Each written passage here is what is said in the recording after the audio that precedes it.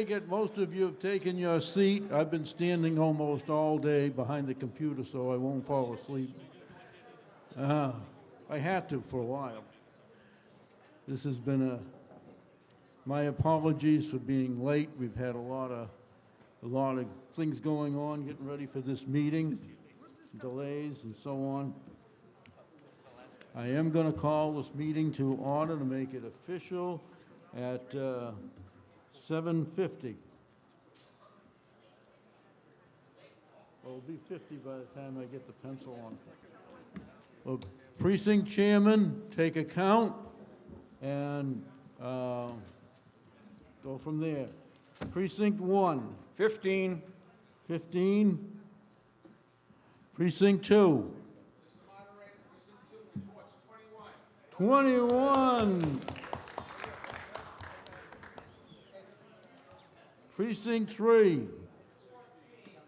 14. Precinct 4, Mrs. Gito.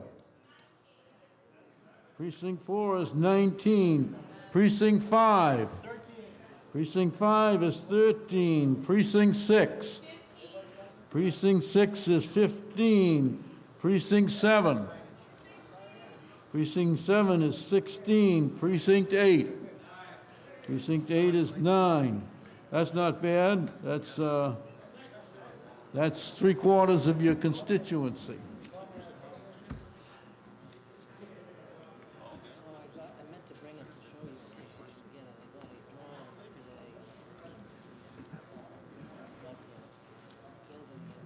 Do I have a total? This was out back. I don't know if you got it. How many? There are 122 town meeting members present. Quorum is 78. We have 154 town meeting members. This meeting will come to order. And will you please rise and join me in saluting the flag?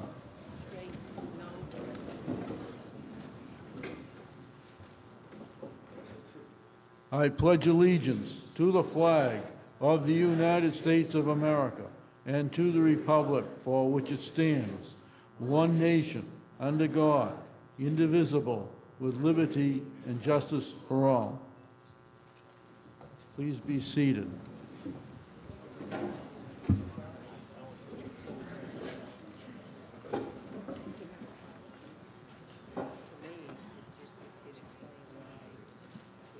We have abbreviated some of our normal opening for the annual town meeting. Some of that will be done at the next session. There's been a few delays in getting material together. It's been a very busy weekend for quite a few people here involved. I'd like to make some introductions at the meeting. We have some changing faces. I'm going to start from that end of the table. Down the floor, we have our town manager, Michael Hartman, chairman of the school wrong generation. Chairman of the Board of Selectmen, T.J. Recupero. Selectman Bob O'Regan. Selectman Cynthia Walsh. Oh, David, I know, that's that glow again. Am I shrinking? And our newest selectman, David Spanky Souza. And I don't... Smaller. Thank you, Howie. I love you already.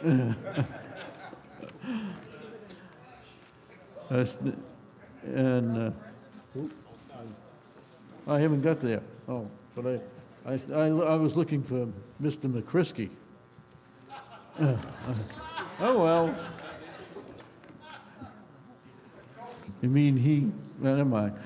Mr. Rowe is our town accountant. He answers a lot of the questions. Chairman of the Finance Committee, Richard Hill.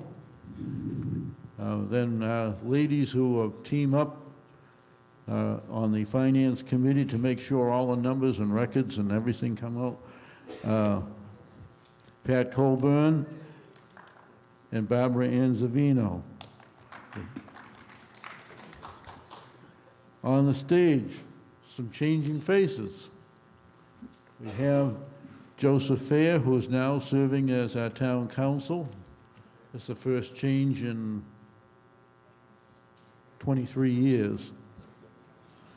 And a newest town clerk, Amy Summers, who came aboard in middle of January, and Stephanie Carrara, who is assisting. She has the assignment to handle most of the town meeting affairs routinely in the town hall as my contact person. I don't want to say how long I've known Stephanie, but it's been a long time.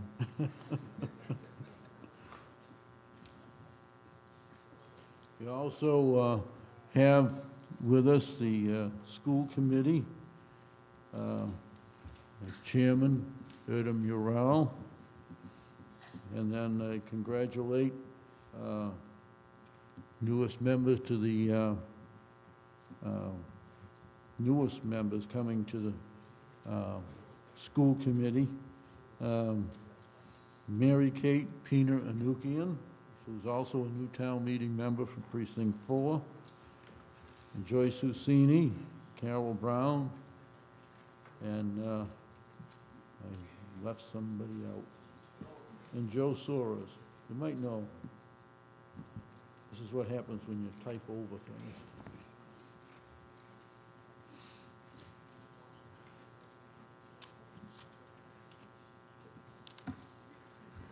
I have a few announcements, especially more important to our new people.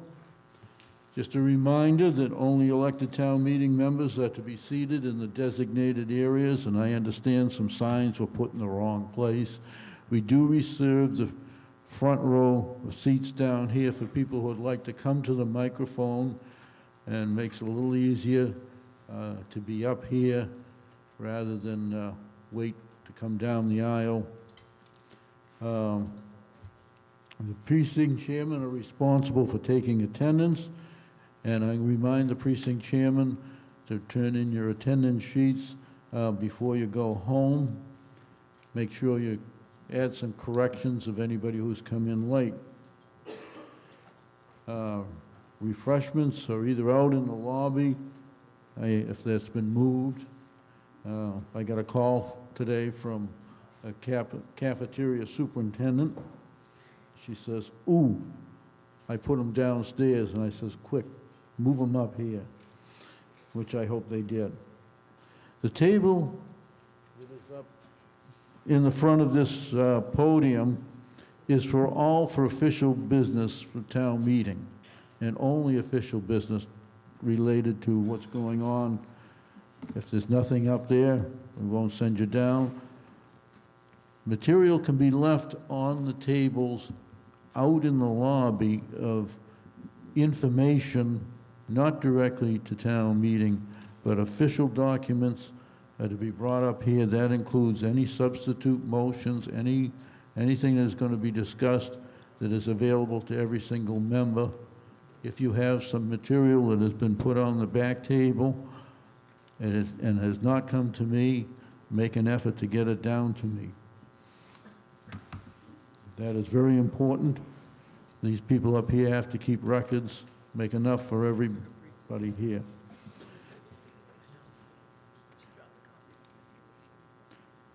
We will be getting, we're in the preparation of a packet with some of the updated and corrected motions that are going to be used through the sessions of town meeting. If you are recognized by the moderator, I just raise your hand. I will try to light it. Ah, boy, there's a lot more out there than I thought. Please go to the nearest microphone. Please be patient, our clerk. It will be helpful. New town clerk has been sworn in. If you have a name tag from the other night, it will help. Now, don't worry about being a newbie. Glad to see new people, and I would like to compliment those new town meeting members who came to the caucuses last week. Almost all of that was done by telephone to make sure that you came, were sworn in. I never realized it was, we must have been celebrating the real Patriots Day. I should have made the people on the phone say, the town meeting is coming. I don't know about the British, but, so I do appreciate it. It was good to see that number of people want to become active in town meeting. Some other things, every so often we get a little feisty. Protocol and decorum. Inappropriate language or interruptions of speakers will not be condoned or excuse of anyone, and there will be no excuse for anyone of this behavior. I expect that we are all adults and should have to gavel anyone out of order for using profanity in this public assembly. And if anyone decides to become a problem, Chapter 39, Section 17 of the Mass General Law says a moderator can, after a third warning, have somebody removed from town meeting. Usually the people that give the hardest time are those who I know best. You're not allowed to enter into discussions of personality. This is a business operation here, and we should stick to the business of what's in the warrants. We do have a 10-minute time limit, subject to your modification of speaking. For a speaker on any one article, keep your comments brief and to the point. As there are others who wish to speak, my timer is set. I cheat a little. I give you a few minutes leeway. Keep your comments brief. Again, if you can speak it and say it in 3 minutes, you probably have sold it. 4 minutes, you're raised out. 5 minutes, you've already lost the, it's probably starting on a slippery slope. There is no yielding one's time to any person. If you only wanted to speak for 5 minutes, that's fine. You don't give the other 5 minutes to somebody else. It is not necessary to move the previous question. If only one person has spoken on an article or on a motion, and I see no one else wishing to make any statements. It is also out of order to call a previous question if you have just made a presentation. If you intimidate the chair, do expect to be called out of order. You can be expected to be removed from this auditorium by the constable. I try to recognize speakers in the order in which I see your hand raised or sitting in the chairs down below. I like to recognize you by your name, and since we have a lot of new people, when you come to the microphone, please introduce yourself and state your precinct. We work on a positive motion system. That means when you vote yes, that means you want it, and if you vote no, you don't want it. There are very few negative motions that I allow, and they are privileged to those persons who have either be the petitioner or responsible for putting an article in the warrant. The maker of a main motion will be accorded the first opportunity to make a presentation. I will recognize anyone to speak before this meeting who is not a town meeting member. However, if you have a specific article which you wish to be recognized to speak, it is advisable to approach the chair before the session begins to be certain that you're not overlooked. Incidentally, if you're planning to make a presentation, we now have we do request a little more advanced than coming up to the podium at the last minute. We'd like to schedule it right in on our records. The warrant articles are printed in the Finance Committee report. Please listen carefully. As I remind everybody, we vote on motions. We don't vote on articles. Articles is just like the agenda. It just says what you'd like to do. The motion is what you're voting on. It's sometimes only a few words may make a difference, but it makes a difference on what you did vote. Amendments or substitute motions also apply to this rule. That we have, if anything is more than 10 words, I have to have it reduced in writing. Sometimes a simple little thing, especially transposition of numbers, is very difficult to make sure you have it recorded right. And there is a supplement, as I just mentioned, some of these are old notes. At this present time, I'm normally would read the moderator's statement of certification. There are still some details that need to go in that statement, and that will be presented at the next session. It's the question of what the moderators make the statement of certification, since the moderator is responsible for the activities and the business of this town meeting to be in conformance to the statutes and is sworn to the town charter, the bylaws and the general laws of the Commonwealth of Massachusetts. It is the responsibility, and it has been the responsibility for the moderators to make statements of certifications, and to the best of my knowledge, it has been done since 1783. I wasn't there in 1783, though.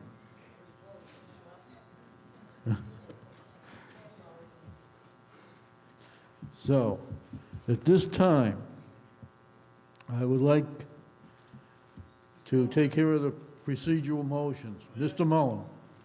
Sorry to interrupt, sir. There might be some new town meeting members that might not have been sworn in yet. Yes, thank you for the reminder. Are there any new town meeting members who were not at the organizational town meeting? Will you please rise and be sworn in? Since the clerk is here, I'll give her the honors.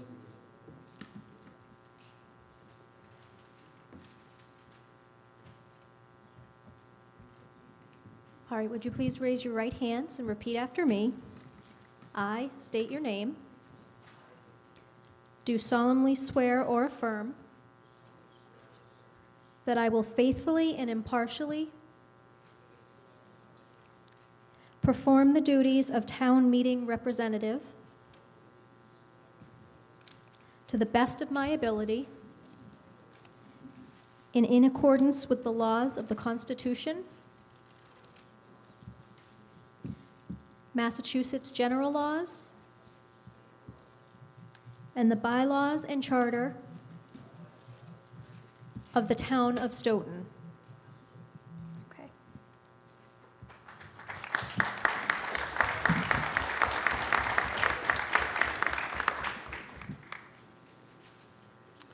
Now, Mr. Mullen, for one of our procedural motions. Mr. Moderator, I move to dispense with reading of the warrant and return thereof. All those in favor? Aye. All those opposed? The motion carries. Mr. Dolinsky. Yes, sir. Move that we limit reconsideration, no motions for reconsideration until after all articles have been brought on the floor. All those in favor? Aye. All those opposed? It's voted. Mr. Gator. Move that we act on articles accepting those reserved for specific sessions in the order printed in the warrant. Second. All those in favor? Aye. All those opposed? Ms. Bronston.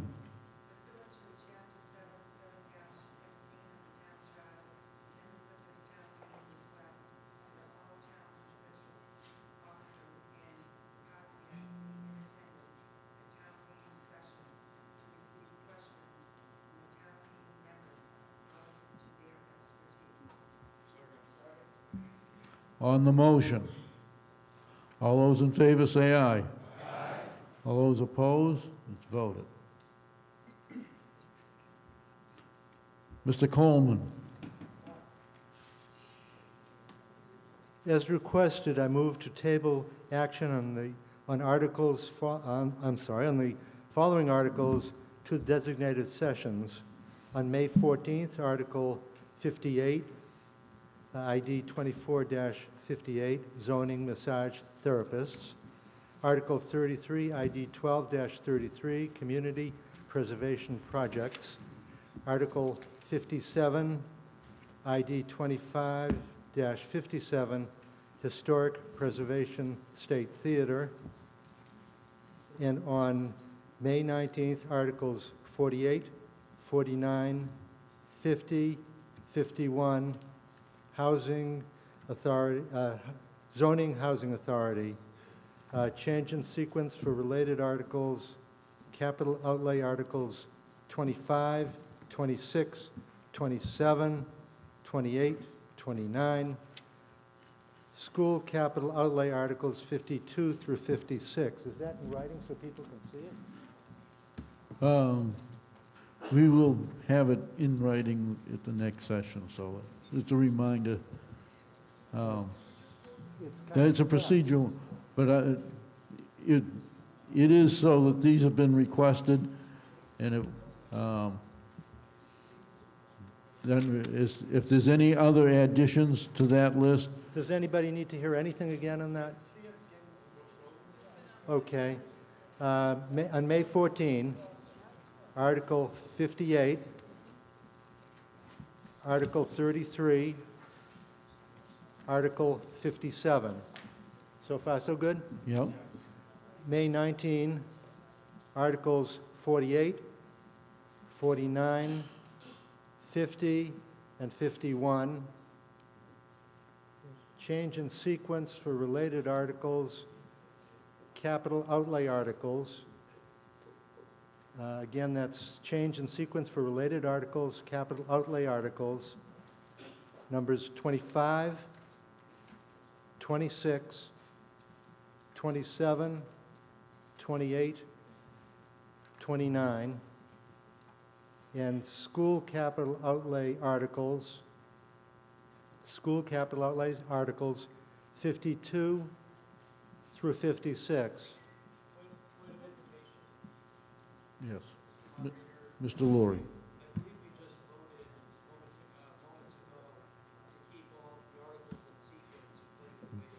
This is, no, what it means is, if we start, and why we do this procedural motion now, is so that things can be organized. A lot of times, articles go in the warrant that should be discussed together. They're related to each other, or we give the courtesy to people who have presentations, or having a professional agent come and sit here for, like an attorney or an engineer, coming to town meeting to speak on their article. They should not have to be waiting till whenever it comes up. So this is the a point- procedure that we do to break from our normal rules. This is the point where we make the order of things, and then we have to make a motion in order to break that order. That's correct. That would be nice. That's all I can tell you. It would be nice. Oh, actually, are you going to have copies of this? For the Yes, next meeting? yes. Thank you. All in favor? All in favor of that? Discussion? If there's a question only, but not for, this isn't for debate. The question, yes. I just have a question. I don't know what you mean by the last one. Out of order or put the order? What does that mean? Change the In other words, we're taking care. article? What does that mean? What does that mean? I didn't write it. In other words, these are articles that belong together, Okay.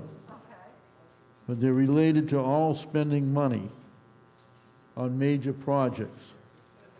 So they'll be handled together on those, that, whenever they come up. That's all that is, a request so that we can take things out of sequence. and know when we do it. And I have a question.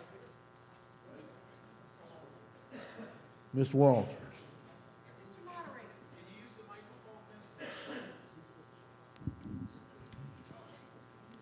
Mr. Moderator. Mr. Moderator, is there a reason why this couldn't have been photocopied so that we don't have to all jot this down? If this is a procedural motion that's customarily done, wouldn't it have been more convenient for those of us who made an effort to be here to just have it in writing? I certainly agree with you. However, with the strenuous weekend that I've been going through, there has not been a moment that I have not been working on this other than for 4 hours sleeping at night. So therefore, these things, which should have been done a week ago, have not been done, and they have to be done prior to the meeting. So this is the time for it to be done. Will we get it on Wednesday? What's that? Will we get the listing on Wednesday? A copy of I what I just certainly read? will make sure you have it. Thank you. That comes within our 30-hour rule.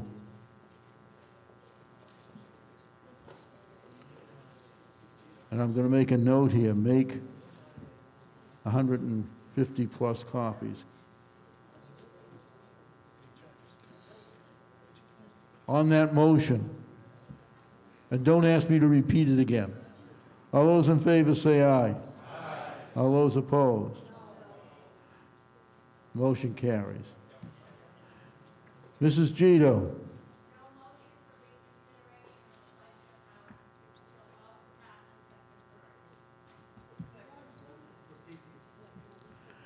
All those in favor say aye. Aye.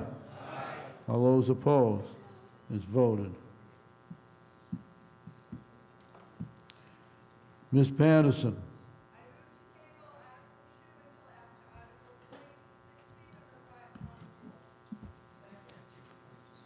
And that will, all those in favor?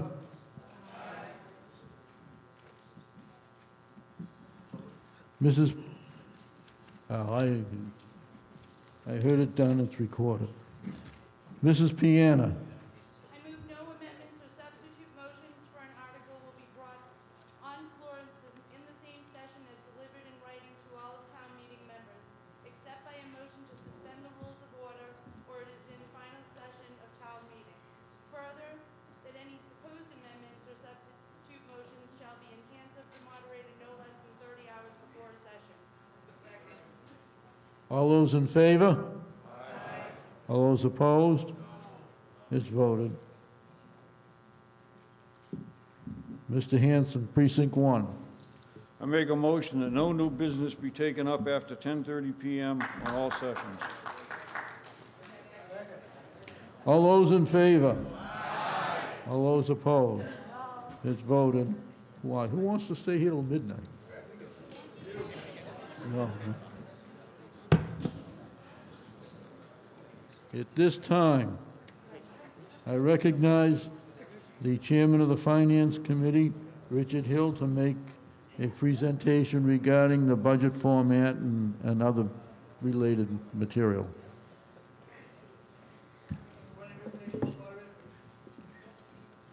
Mr. DeFelice.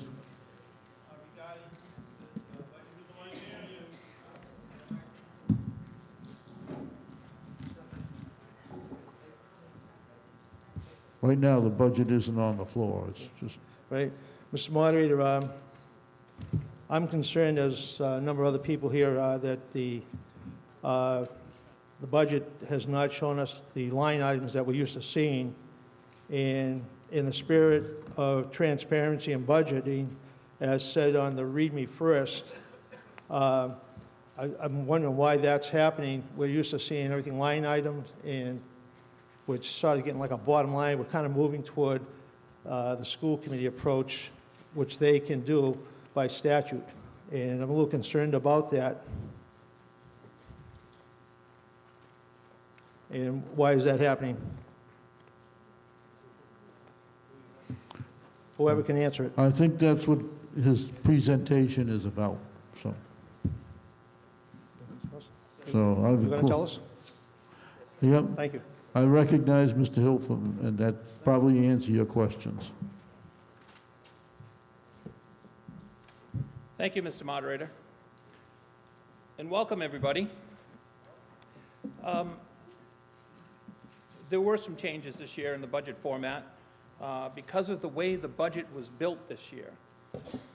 Town manager and senior leadership in the town decided that after a number of years where mistakes were found, where errors were found, where funding might have been shorted, where things generally the Finance Committee catches were somewhat problematic, and it was due to inconsistencies in the way that the departments were budgeting. And although they did a terrific job and they worked hard,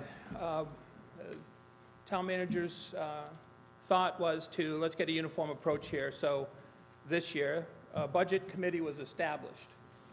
The budget committee built the budget based on a zero-base budget, which I don't know that that's ever been done since I've been here.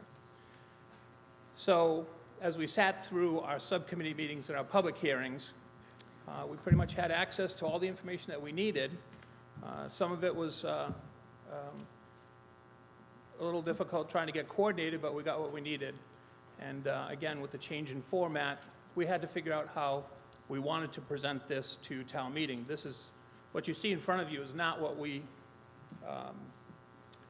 received from the Board of Selectmen.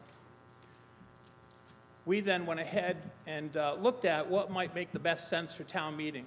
The town manager, again, with his discretion and authority in the charter, reorganized a number of departments and positions, all of which we agreed with.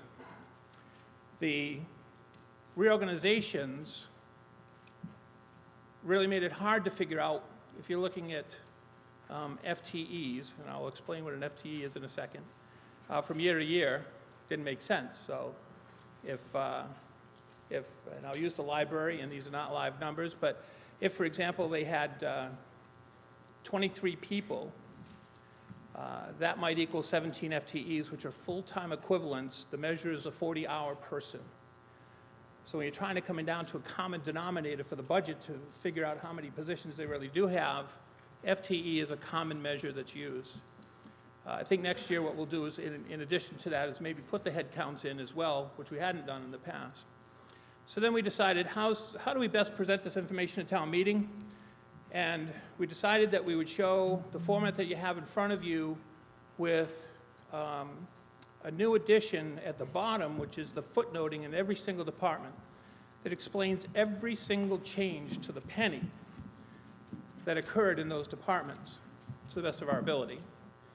And we thought that that was the best way to bring this body the most amount of information about what was going on in the budget, what the changes were, what the reorganizations represented, what the change in dollars represented. And at the end of the day, the town budget was a change of 3%, the schools was 4%, and the shared servicing accounts, which are the retirement accounts, the insurance and things of that nature, were also in the 4% area. So the FinCom went through several different templates and voted them and came up with this version to present to town meeting, with the feeling that this was probably more information than we've ever had in the past, explaining what the changes meant, the details supporting the changes, and answering any questions that we might have had. So we're not an ordering team, but there are about 70 or 80 volunteers that went into this, hundreds of hours of meetings and hearings, both subcommittee and public hearings, in addition to the Finance Committee meetings and the standing committees, in addition to all the folks that participated in that as citizens and department heads and town leaders, et cetera. So this is what we came up with, and felt it was workable. There was more information that had been made available to this body ever, and it is a little bit of reading to get through, and that's why my letter was at the front of the book, was asking everybody to really read the material and to digest what we had done. So that's where we are. Now,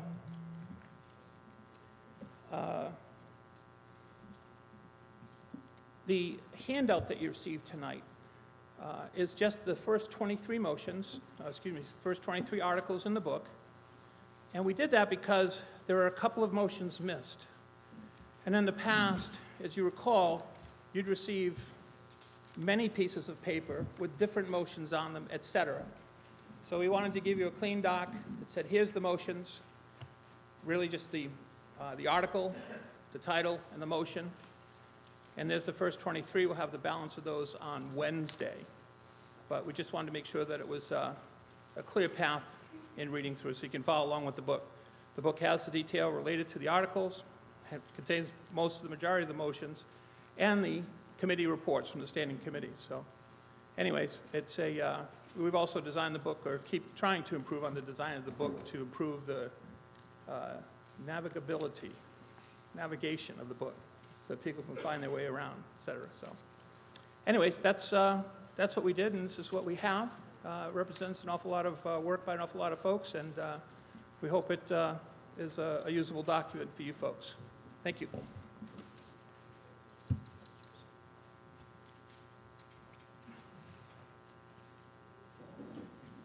Incidentally, these are copies of the procedural motions, and started to count them out.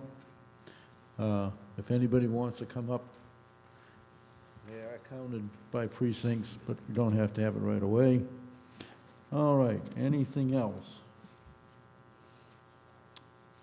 Well, I guess it says on my notes here, we actually start off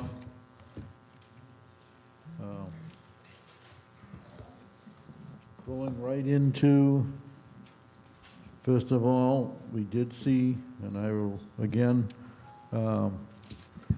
just confirm that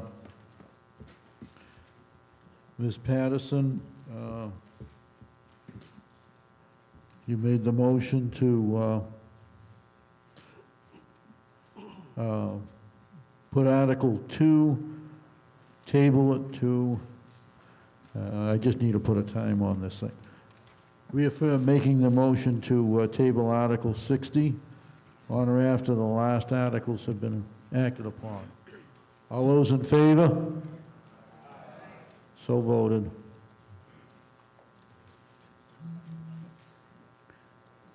I got a pencil that the lead is off center, so I'm trying to write with a wooden stick. So, you know, this is our imported technology. Then I can't make mistakes.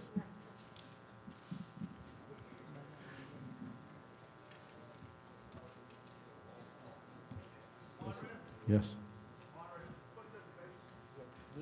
Yes, Mr. Crimmins.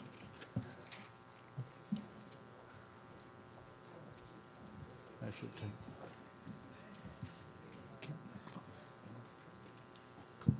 Thank you, Mr. Moderator. Barry Crimmins, Precinct 4. Through you to the Chairman of the Finance Committee.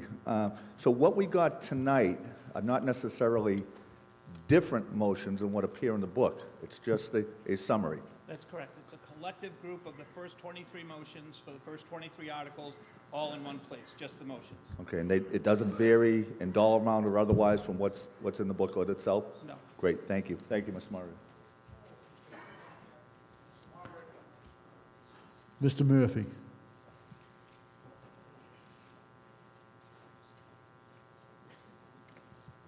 I have a pencil for you, but there's no eraser. Okay. Oh, you ate it off. So I still can't make a mistake. Okay. Article 3. Mr. Hill. That the town vote to revoke the provisions of Mass General Law, Chapter 44, 53F and a half with regard to the ambulance department, and to cease operating the ambulance department as an enterprise fund effective year 2015.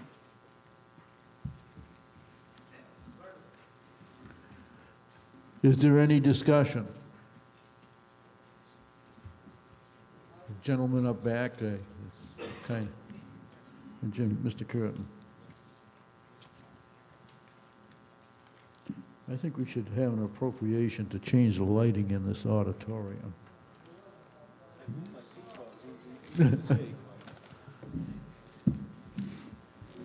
Jim Curtin, Precinct 4. I rise in opposition to this motion. I ask that you vote it down. The ambulance enterprise account was set up to offset the fire department budget for its EMS uses. It's not to cover the total cost of all the ambulance operations, but to offset what it could. If you look at the letter that Mr. Hartman included in there, it says that this should be paying for 16 firefighters. I disagree with that. The firefighters that staff the ambulance also staff the ladder, so it's not just an ambulance crew, it's a ladder crew. They do double duty. Now, I started to look back at prior years in the budget, and if you look back at around 2000, that ambulance enterprise account, the budget was about $315,000. Now it's what, about $1.5 million? As our transports went up, as we changed to an ALS service, we increased our billing. We got a better billing company, so we're bringing more dollars in. We had that extra money. As economic times got worse, what we started to do was we started to take costs from the fire department budget and shift it over to the ambulance account so that we didn't have to lay people off, so that we could sustain services. Now, if you look in 2000, the reimbursements to the general fund was about $48,000, and I'll speak in rough estimates. By 2007, it had gone from $48,000 up to $245,000, and now it's up to, Mr. Hill, if you wanted, but anywhere from $400,000 to $500,000 that it's short. It's short. Well, the ambulance fund receipts are about $1.1 million, and it's subsidized in 2014 by $582,000. Okay. So it keeps being presented as a shortfall, but it's only a shortfall because of everything that we pushed over on there when we had bad economic times. The other problem that happened was we had unreasonable goals as to how much money we were going to bring in. It only brings in $1,040,000, $1,050,000, and there we go, we set the budget at $1.5 million. That's ridiculous. It doesn't bring in that much money. Why are we shifting that much cost over to there? Now, I want to thank Mr. Hartman because he finally did something that we've been waiting, that past chiefs have been waiting to do, and that shift everything back to a fire department budget. So right now, the fire department budget is there. There's no ambulance account. My suggestion is take the fire department budget back, leave the ambulance enterprise account alone, take the reasonable figure that the ambulance does generate, which is about $1,040,000, and move a reasonable amount of costs off the fire department budget and onto the ambulance enterprise account and keep it intact. If we take it out of there, sooner or later it's going to get into the general fund. It gets into the general fund, now it gets away from what it was meant to be, which is subsidize the fire budget. It's revenue that's brought in by the fire department, by the firefighters, to subsidize the budget so that we can give you a better service. So I thank you and I ask you, defeat this motion. Leave that ambulance enterprise account alone. A lot of people count on us, and I hate to see what happens if this goes away. Thank you. Mr. Cohn. You have 1 minute. I went to visit the fire chief over this because I can't believe how much money is shifted over. He's absolutely right. A lot of money gets shifted over to do things like this. The problem here is it really generates over $2 million we bill out, but the insurance company only pays that amount of money. If you look at, you get a Blue Cross or whatever insurance you get your bills, they always bill high and pay low. And $1 million is left on the table because that's what the insurance company pays. And someone ought to refigure this to realize the rates are out. Everyone knows what the insurance company pays. If you get a bill for $1,200, they're going to pay $600, $700. Why guess it? It's there. I don't understand. I voted to eliminate it because it's running a deficit, is correct. But is it running a deficit? You start moving, and by the way, we make 2,350 approximately ambulance calls to 117 fire calls. So in so many words, we have a big fire department doing a lot of ambulance runs. And by the way, they do a great job. Let me tell you, you have them come to your house, it's like your brother and sister taking you away or your son taking you away. And if we have to do this, I want to see this money staying in the fire department. It should be there, and if we have to shuffle around or hold this article over and let them refigure their numbers and come back to make this work.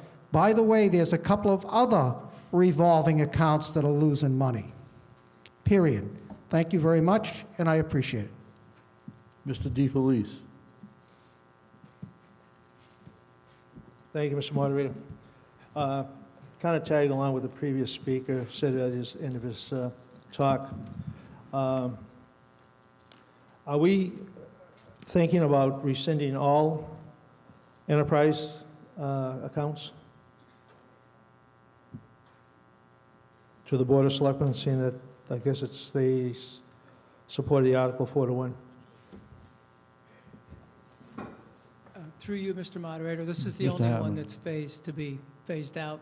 It's because an enterprise account by state law must at a minimum break even. As Mr. Hill pointed out, this one lost $500,000 last year, and if we reported it properly in accordance with what it takes to staff, which is at least 12 and sometimes as many as 16 firefighters to run 2 ambulances, which is what the chief desires to do, it will lose even more money. The long-term goal is to do exactly what Mr. Curtin said. At the next town meeting, we intend to create an offset receipts account, which would dedicate ambulance revenue to funding the fire department. But rather than throw 3 different articles at the town meeting, we decided to do it one step at a time. If we don't rescind the ambulance account, then by statute, all the money that's billed and collected by the ambulance will have to go into the enterprise account and cannot be used to fund the fire department because that's not the way the budget is structured. What did the account do the previous year? You mentioned that it, I guess, lost money last year. What did it do the previous year? Our records show that it's lost money for at least the last 5 years. Okay. And as a final question, are we saying then that none of the other enterprise accounts are in trouble? Seems to me the golf course is Right now, always the in only trouble. one that is potentially showing a deficit is the golf course, but we believe we can turn that around. And I guess relative to what Mr. Cohn said, according to the chief, we collect 93% of what is collectible. We only collect about 50% of what's billed, but in reality, in terms of what is actually collectible, and that's what Bob was talking about when he talked about, you know, it costs $1,200, but the insurance company's only going to pay you $650. We're collecting 93% of what we can collect. I guess the only problem I have with this is that, you know, we should treat everything the same, and God knows, I think we all know that the golf court's been losing money like it seems forever. And if we're going to go after this particular account, we should be going after all of them. We should be treating all these accounts equally and fairly. Thank you. Mr. Hill, did you say you wanted to respond? Yes, just to dovetail on Mr. Crimmins' comments, and also Jim's, the ambulance subsidy for the last 5 years has been $2.5 million. And I don't think that that's what we're looking at when we're deciding to figure out what the right level of service is for the town, how much is in that fire ambulance account. It requires an awful lot of work to maintain, too, by the way. Those monies do stand out separately on the revenue sheet today under local receipts as an offset receipt account. Next year, as the town manager indicated, that will also be accounted for as dedicated funds for, as an offset receipt account would.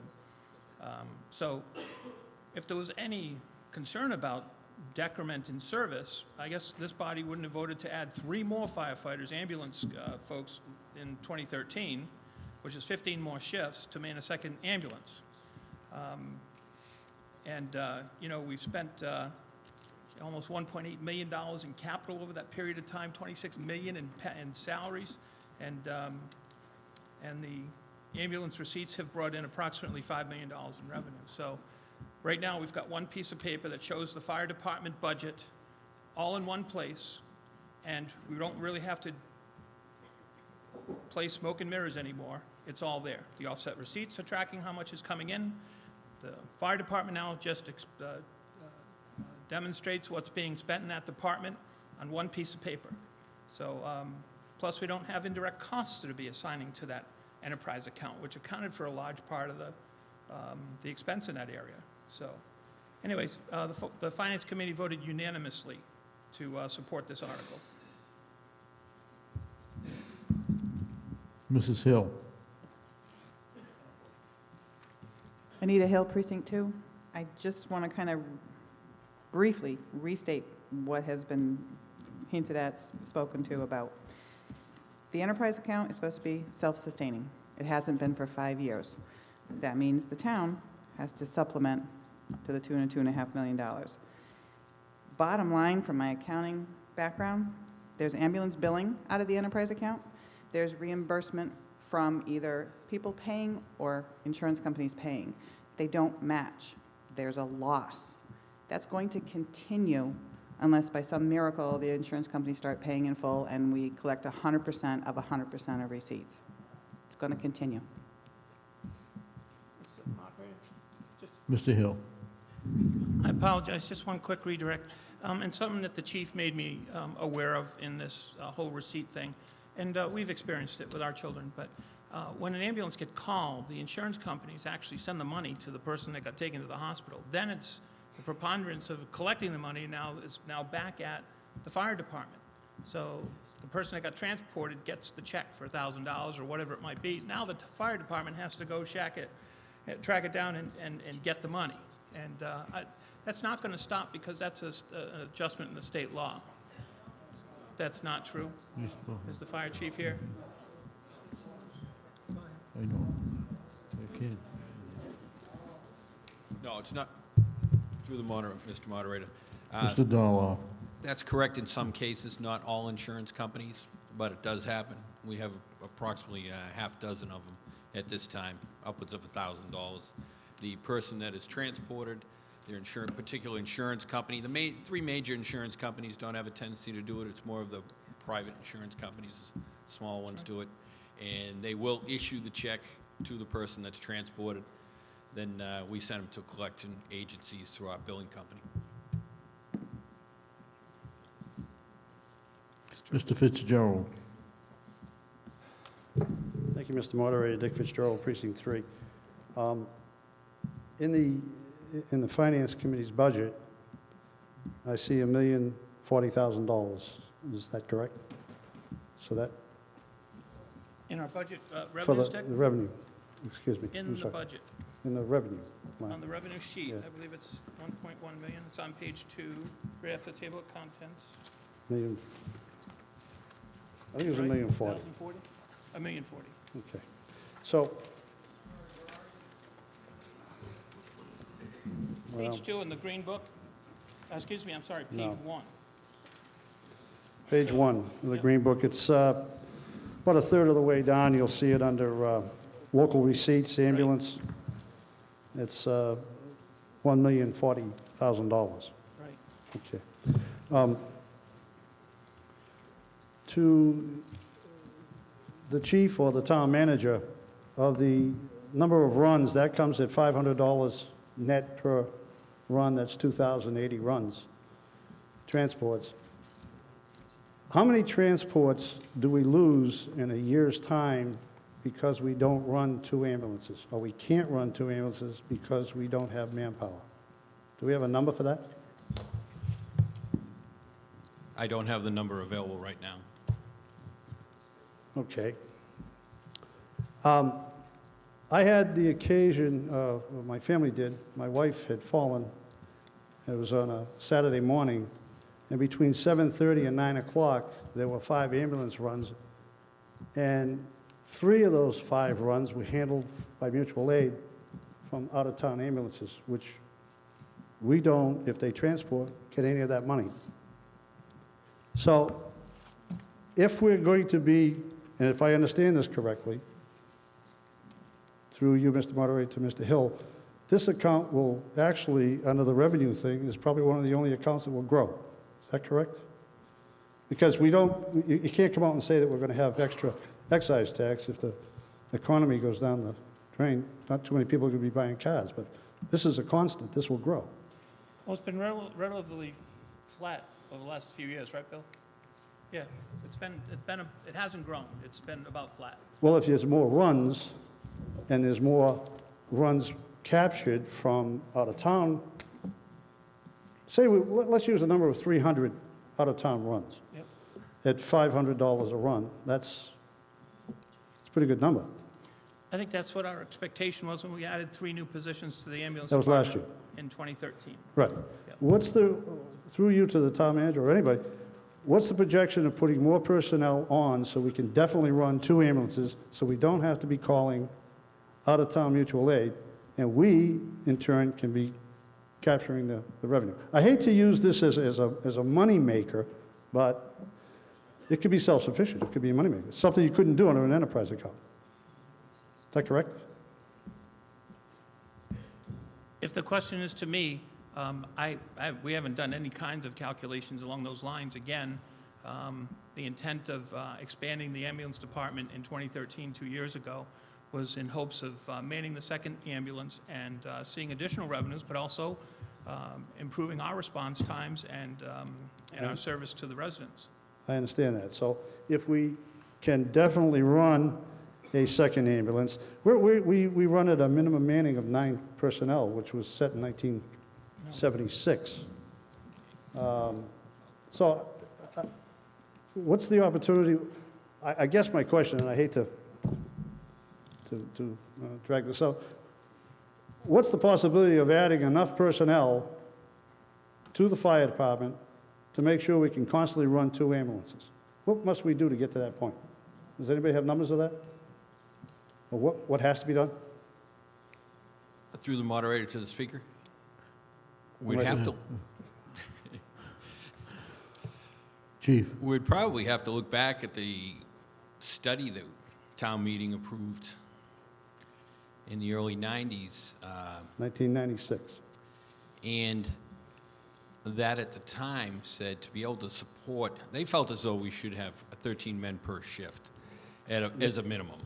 The study stated that. And to be able to accomplish that constant 13 men per shift, they felt as though shift staffing should be at 15, because when you factor in the vacation time, personal days, sick time, military leave, all these different items that cause overtime, trainings, all this.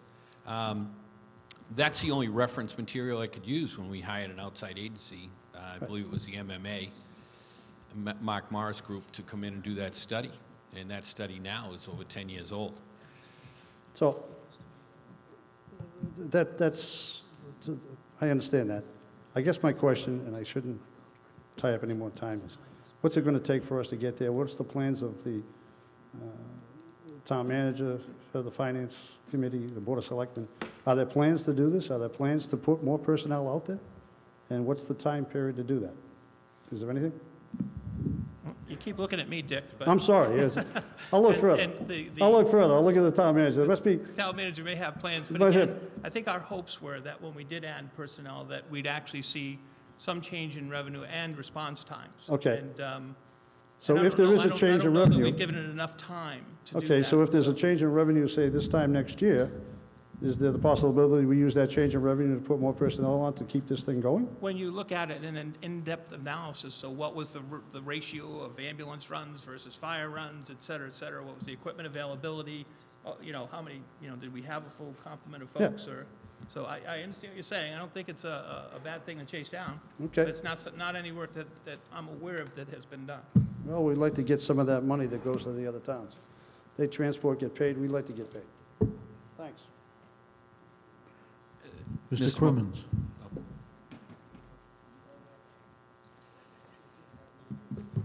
Thank you, excuse me. Thank you, Mr. Moderator. Barry Crimmins, Precinct 4.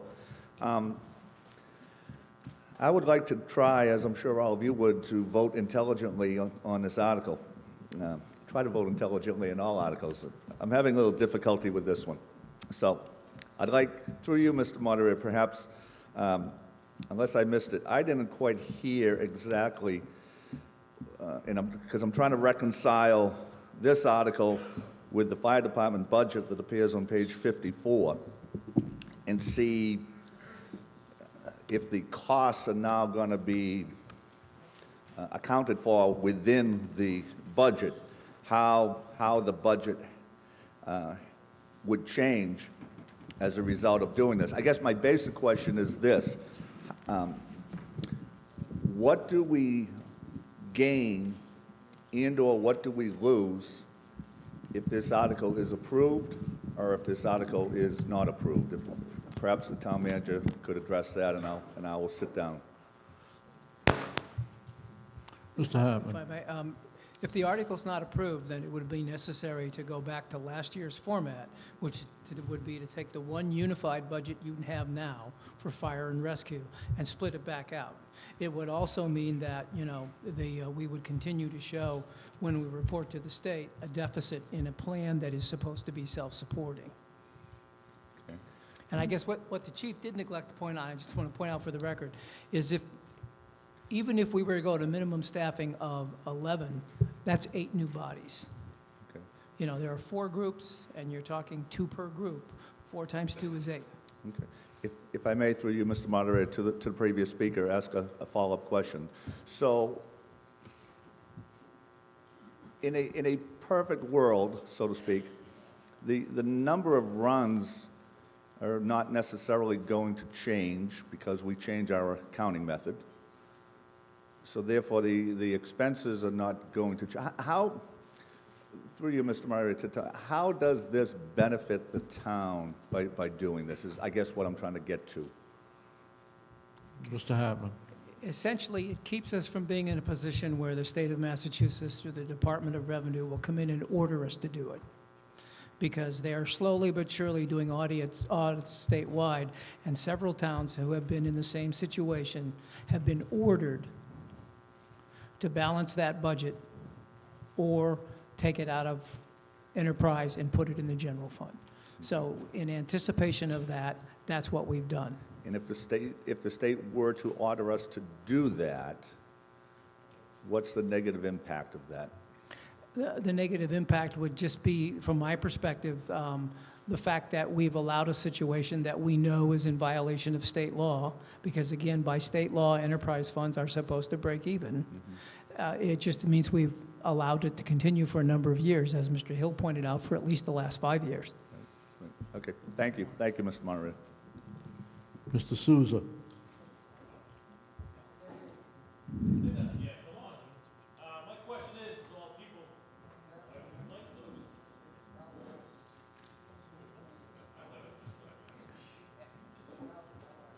These microphones are wired into the cable TV. Thank you, Mr. Moderator. Biggest concern here, and I'm hearing from people in town, and that goes through chief and through town manager, people all know I'm the new guy here. How do we fix this problem to run 2 to 3 ambulances? If our seniors need to pick up that phone and dial 911, every second counts. So no due respect to the chief or firefighter Kurt or any other firefighters, and Mr. Hartman, how do we fix this to get more? I understand, more people. Chief, can you answer that for us? That's a major concern.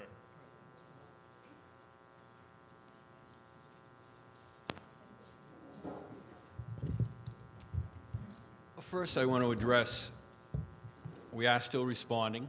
We're still showing up with ALS support in our engine companies, as well as the ambulance.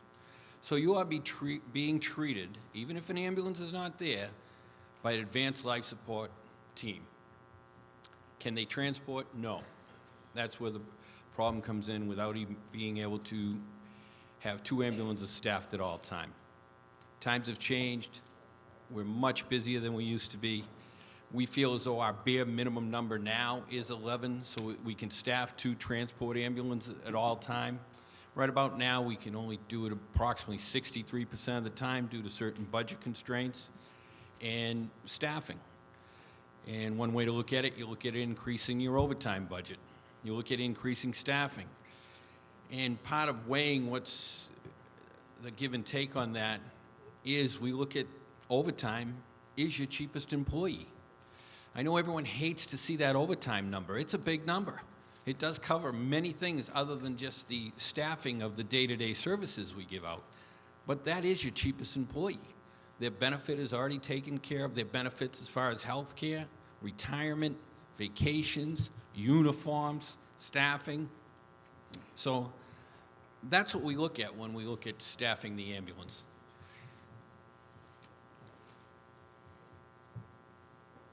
Did I answer that for you? Okay. Mrs. Anzavino. Barbara Anspino, I'm part of the Finance Committee in Precinct 4. There's a couple of clarifying questions that I'd like to ask so that everybody understands this budget. So I'd like to ask the subcommittee chairman of the Fire Department budget, Pat. Is everything that was in the ambulance and fire budget now in this budget? Thank you, Pat Colburn, Vice Chair. That's why I was raising my hand to speak on this.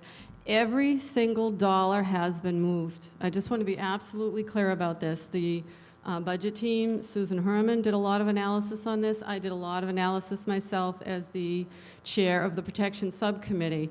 We made sure that every single dollar was accounted for from ambulance and brought over to fire. There is nothing left behind. There is nothing cut from this department. There is no decrease in dollars. There is no degradation in services whatsoever. This simply represents, for the first time, accuracy in numbers, and that's why this is very important. Before this year, we did not know what it cost to truly run this department, and I don't mean to use this in a bad way, but I don't know another way to say it. It was almost a shell game in some ways. Well, times are tight, let's move the money into the ambulance enterprise account, because then the subsidy comes off the top of the revenue sheet, and nobody even knows it's going there. So we need to have accurate numbers finally, so that we know what it costs to run this department. As for the second ambulance, I do want to point out, we do not run that without overtime. And even this year, even with the indirect costs going away, even with moving the civilian dispatches out, we still have increases to this department. Overtime is now up to $733,000, up from $673,000 last year. So we have increased overtime for this department, again, partly to respond to the need for the second ambulance. So I can personally assure you that every dollar's been moved. There's not a body missing. There's not an expense that's gone down. There's not a salary that's gone down. It is all here. We are not proposing in any way to decrease services. Thank you. Mr. Moderator, point of clarification. Chief. There is a small change in the dollar amount, and I know it's going to be covered further. We changed over the dispatches, so if anyone sees a different dollar amount, that's... Okay, my next question is are we still going to charge for the ambulance? Okay, so we're not losing any money. The money is just going to go into the general account. We haven't lost anything. We've simply put it in one page in our little booklet so that we can read it. Thank you. Mr. Coleman. Eric Coleman, Precinct 5. I move the question. That's to cut off debate. All those in favor of cutting off debate, say aye. Aye. All those opposed? The motion to cut off debate carries. On the motion, I'll restate it. To revoke the provisions of Chapter 44, Section 53F and a half of the Massachusetts General Laws, ceasing ambulance department as an enterprise fund effective fiscal year 2015. All those in favor say aye. Aye. All those opposed? No. There's doubt in the mind of the chair. We'll all please rise. I want to have it on record. All those in favor, please rise. Chairman, take account.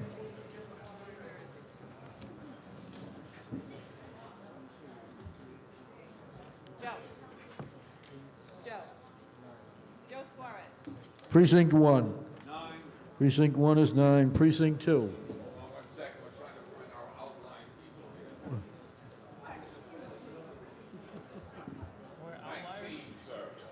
19. Precinct 3. Precinct 3 is 9. Precinct 4. Precinct 4 is 15. Precinct 5. Precinct 5 is 9. Precinct 6. Precinct 6 is 13. Precinct 7. Precinct 7 has 11. Precinct 8. Precinct 8 is 8. All those opposed, please rise. What do you got for?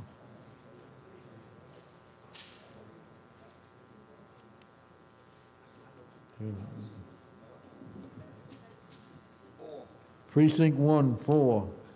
Precinct 2. Precinct 2 is 2. Precinct 3. Precinct 3 is 7. Precinct 4. Precinct 4 is 4. Precinct 5.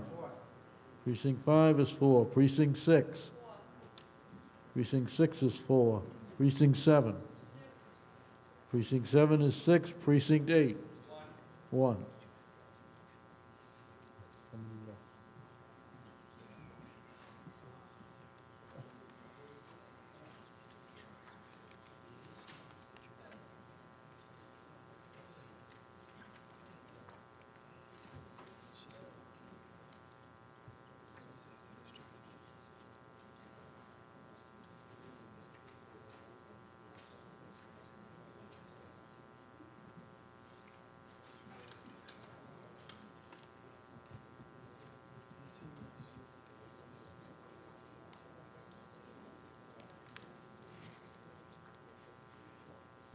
The motion carries, 93 yes, 32 no, and therefore,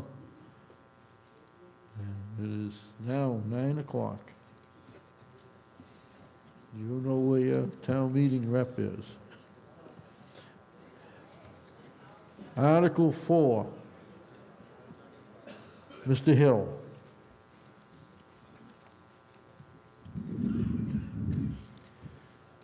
That the town vote to appropriate $235,020 for the design, construction, equipping, and upgrading to the Central Police/Fire EMS Communication Center, and that to meet this appropriation, the treasurer, with the approval of the Board of Selectmen, be authorized to borrow $235,020 under Mass General Law, Chapter 44, Section 7, parentheses 14, or any other enabling authority.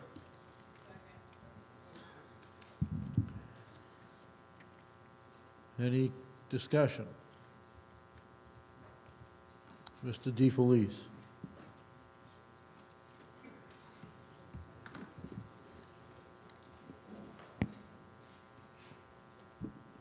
Mr. Meyer, through, can anyone tell us where this new area will be located? Mr. Hartman. This article would centralize dispatch for both police and fire in the police station. The bulk of it is for equipment for a third dispatching station. About $10,000 would be in actual construction work. The dispatch station that is purchased, as well as the software that will be used to communicate with fire, if we are successful in relocating the police station at some point in time, that equipment will be able to be moved. So the equipment is portable? Yes. So it is portable? Okay, Yes. that was my next question. Thank you. Any further discussion? Did I see somebody? No? Since there's been only one, if this is not unanimous, it requires a 2/3 vote. I will take account. All those in favor say aye. Aye. All those opposed? It is unanimous.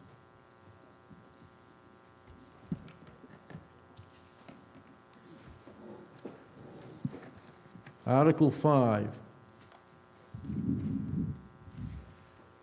Since there is no request now, they can only accept one motion on this. This Who's is not making a that move motion? to dismiss, Mr. Coleman. and it's in your book. It's in the packet that we passed out. I'm going to respectfully request, since this was just delivered here, And there is a change in this. This is the first time it is not in the material that I had last week. It wasn't in the material that was delivered on 4/21. I think the best to table this. Mr. Hill. Mr. Moderator, point of information. Yes. This article actually was, the motion was delivered to myself, yourself, and some other folks Oh, I'm looking at the wrong by one. email on Friday. And we've got- This was, And it's here. Do you need a copy? well, unfortunately, Would you like me to table this until next Monday? yes. Okay. Or even till tomorrow, I mean, Wednesday. You want to table this? Yeah, but I'm just not going to be able to get copies of this to everybody before then, I don't think, before Wednesday. Okay, table till, Mr. Curtin.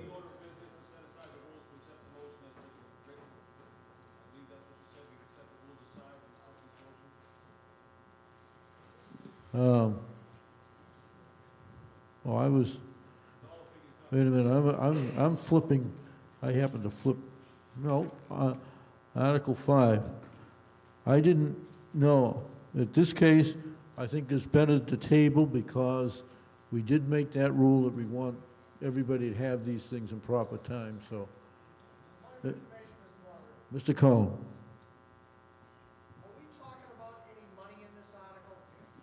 Oh, Yeah.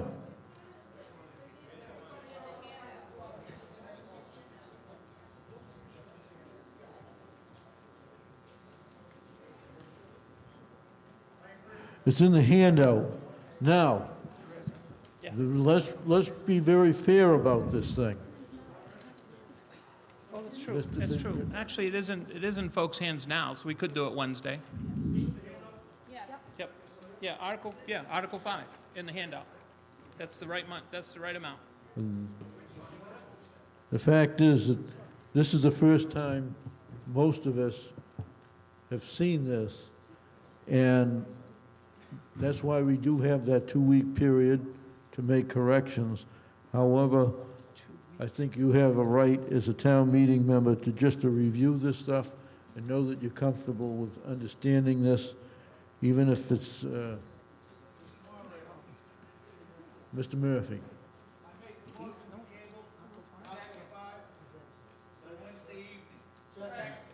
This Wednesday coming. To 5/7.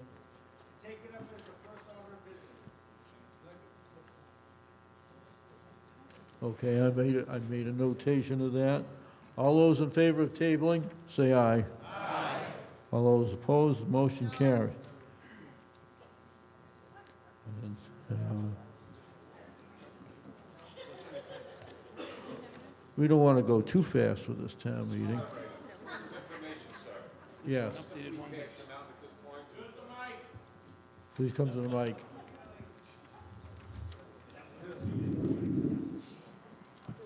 Mr. Moderator, what is the free cash amount at this point if we're going to take $645,000 out of what? Well, actually, we did take it off of the revenue sheet. So if you look at page 1 again, under free cash, you'll see a credit amount for $700,000, which if you add up these two items comes fairly close. The first was, the 700 was an estimate. We now have the firm hard numbers about what this would look like. The combined cost of the articles,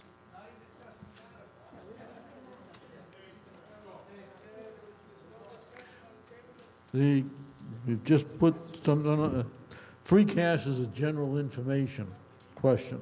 $671,513.50. $671,513.50.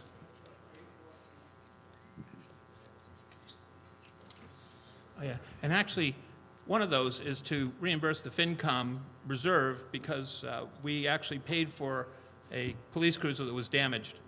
I know we're going to hear this article, but the police cruiser was paid for out of the FinCom reserve. This is the insurance reimbursement back to the FinCom. So really, the net number is that $645,015.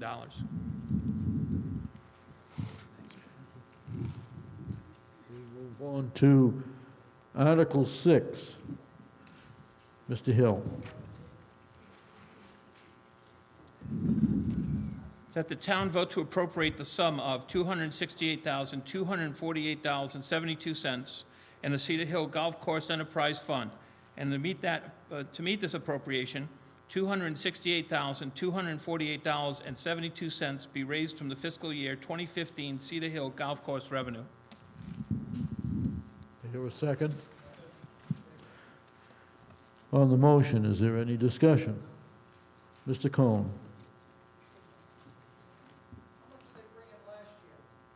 Please come to the mic because the TV audience don't hear it. Can you tell me how much you brought in last year?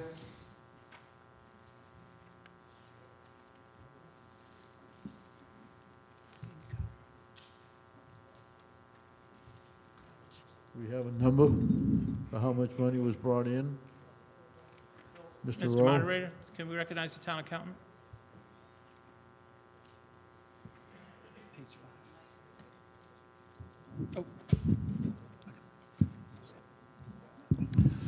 Mr. Moderator, through you to the Speaker, fiscal 2013, total revenues collected was $206,799. I'm sorry, wrong year.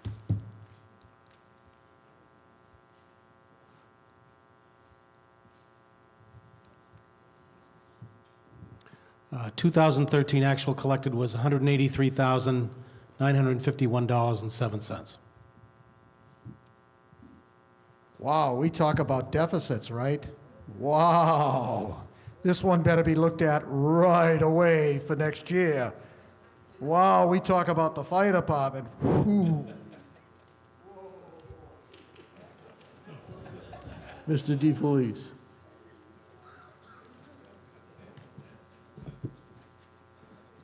Thank you, Mr. Moderator.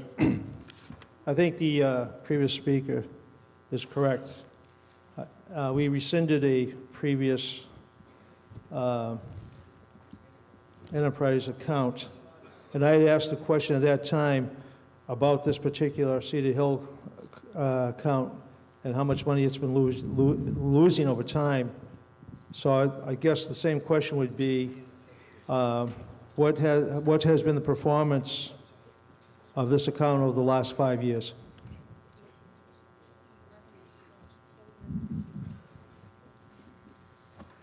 Anybody have a response?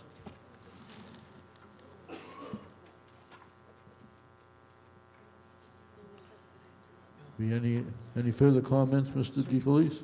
Well, I'm waiting for an answer, sir. I guess nobody knows. Is that what we assume?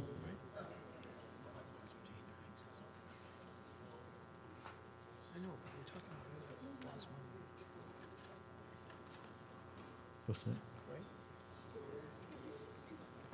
I don't know. Mr. Hill, you have something? Thank you, Mr. Moderator. In the book on page 4, you'll see at the very, very bottom line, the surplus line. In 2013, the golf course ran a surplus of $25,051.63. The following year, it ran a deficit of $32,483. So I guess it's sort of been an up and down situation there. But I think you'll all agree that over the years, we have seen that this has been a poor performer. In my mind, you can't just pick and choose which one of these accounts we're going to rescind. Now, we're given some financial reasons for rescinding the previous, on the fire, on the ambulance. To me, if you're going to give scrutiny to one, you have to scrutinize all of them. I don't know, I'm going to vote against this because of that. I can't understand why all of these aren't treated the same way and fairly. Thank you. Yes, Mr. Cohen.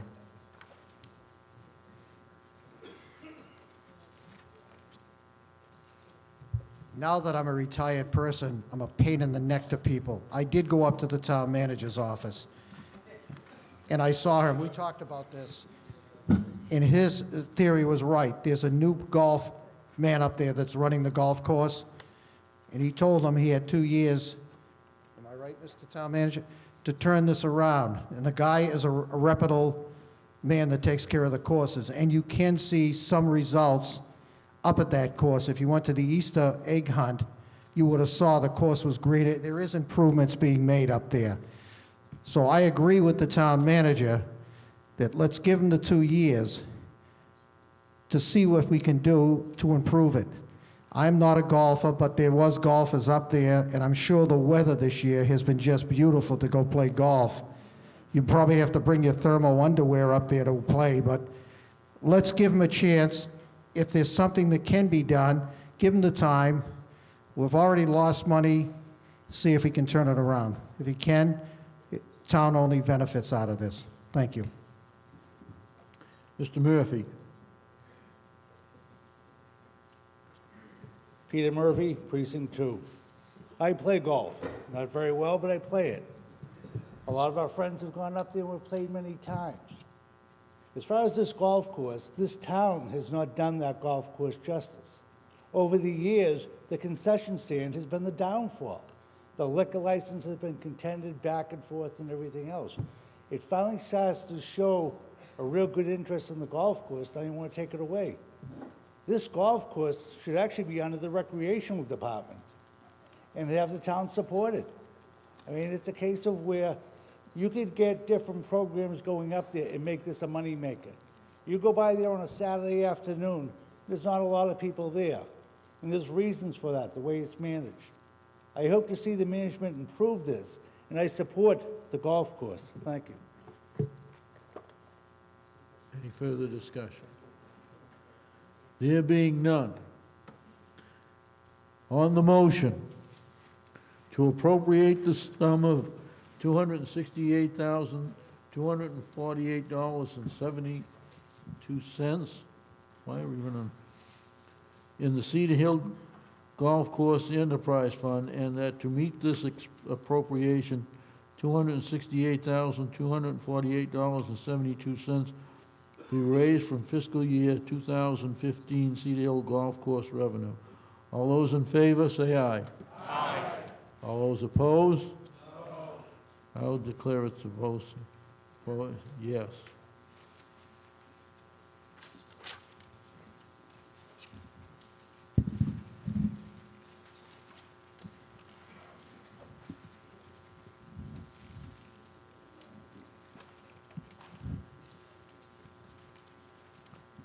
Mr. Hill.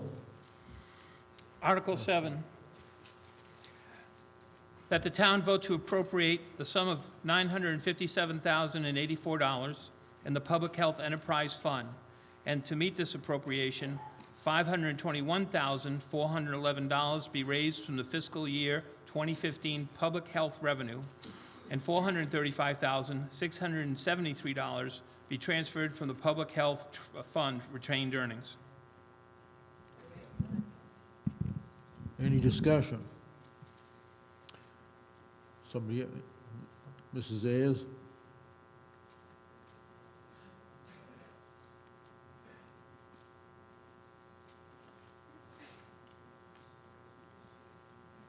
Thank you, Donna Ayers, Precinct 3. I just have a question about the new budget and where they have put. I saw on the VNA budget that the top line revenues is 11171 and the bottom line is 11171. Last year when we were looking at budgets, the visiting nurses had a huge surplus in their account. And I'd like to know where this is put into the accounting. Thank you. Somebody have an answer to that?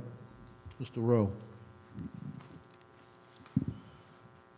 Mr. Moderator, for fiscal 14 and fiscal 15, we are, to balance the budget, we are using $650,000 of the retained earnings.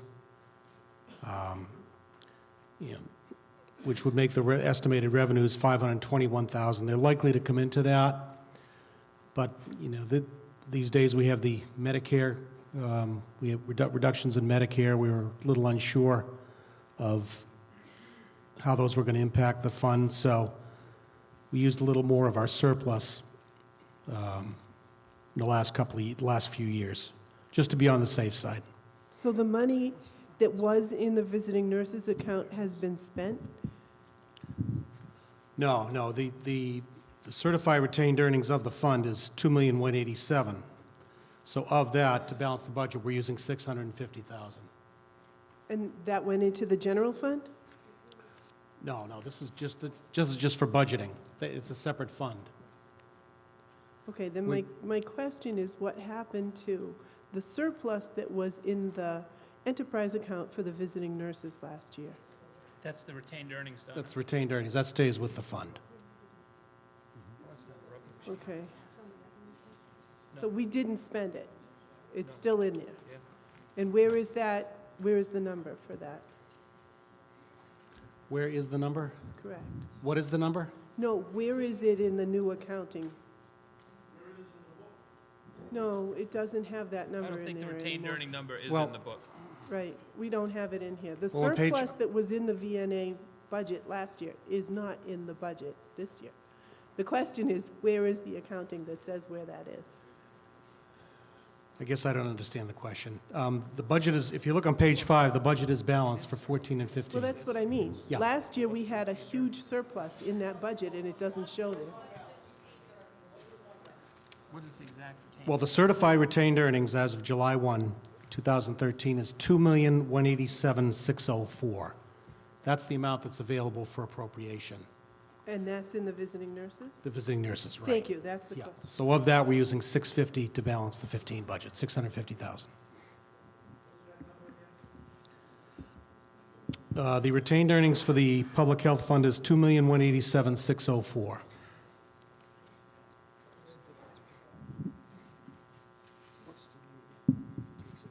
Any further discussion? There being none, on the motion to appropriate the sum of $957,084 in the Public Health Enterprise Fund, and that to meet this appropriation, $521,411 be raised from fiscal year 2015 public health revenue, and $435,673 be transferred from public health fund retained earnings. All those in favor say aye. Aye. All those opposed? I'm going to declare it unanimous.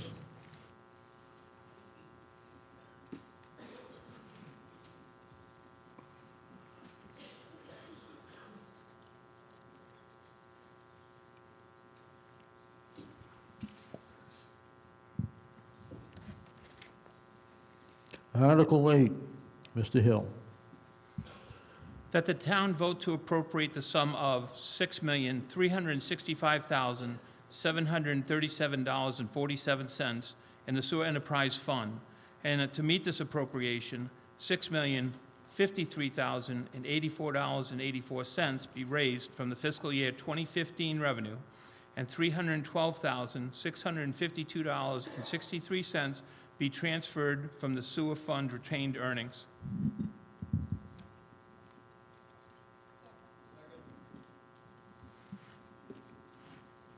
Any discussion?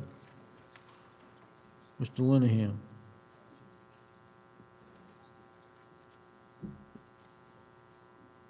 John Linehan, Precinct 1. On this one, as well as the last one, does this mean we're running at a big deficit and we're going to shoot through all this money, through all the retained earnings? No, actually, the retained earnings in this account is $963,397. So we took some of that money to balance the account. No, I understand that. We have surplus retained earnings, but I'm just thinking about the directionality of the expenditures versus the revenues. I think last year was, go ahead, Bill. Well, if you look on page 6, under fiscal 13 actual, we have a surplus of $830,669.18, but that also includes roughly $600,000 of surplus that's used. So we have a roughly $230,000 revenues over expenses for fiscal 13. Okay. So this isn't a trend we have to worry about? No, actually, the sewer fund has been trending with surpluses lately, the last few years.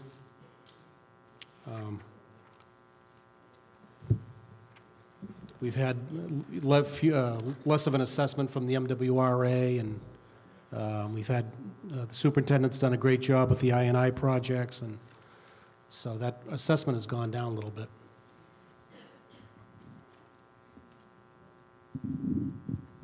Mr. Curtin? Just back to you, just one more so that I have this straight. You have 963,000 and change left in the retained earnings, but that's the total for the retained earnings prior to the 312 being moved. Mr. Moderator, usually at the beginning of the meeting, you have me read off the amounts. Yes. Would you like me to do that now? Actually, it's going to be a general question, Bill. It doesn't have to get to specifics. Through you, Mr. Moderator. Yeah, the certified retained earnings is 963,397. Okay, so when we go through the other, through you, Mr. Moderator, to Mr. Rowe, as we're going through the rest of the articles here, if I understood you correctly when I was sitting there, the things that are going to the sewer department, the whatever equipment, whatever else they need in the other articles, that's all going to be taken care of in the retained earnings, and we're still going to have that 200 and change left over in retained earnings after we get done with everything, should everything pass? Most of the articles are borrowing articles, so there's no impact on the retained earnings right away in borrowing articles. What's charged is the actual debt service for each year. Okay. So in other words, if we borrow something for $1 million over let's say 10 years, so we have $100,000 of principal plus the interest, which is charged each of those 10 years' budgets. Okay, but Okay. that's all going to be taken care of with the rest of that retained earnings, and there's We still do have money left in. some articles that are being funded by retained earnings. I think one of the I&I projects for $300,000, I think, Rick. Okay. And then there's a truck, half a truck for $15,000. But most of the sewer, the big stuff is borrowing, so that doesn't impact this retained earnings, but it will impact the budgets over the next several years. Okay, thank you. So, It might be advisable, Mr. Rowe, to have those numbers and represent them at our next session at the beginning. That might save a lot of confusion. That's what I would prefer.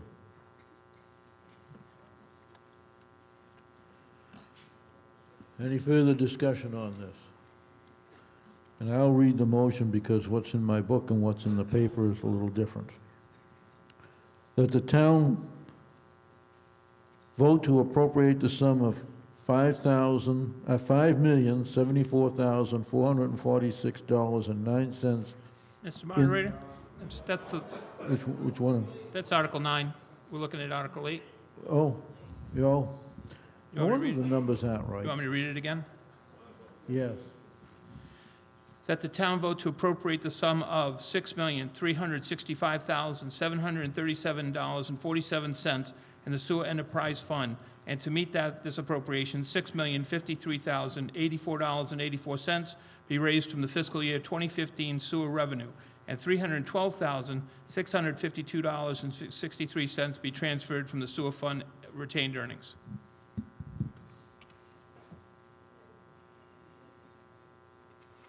All those in favor, say aye. Aye. All those opposed? Motion carries, it's unanimous.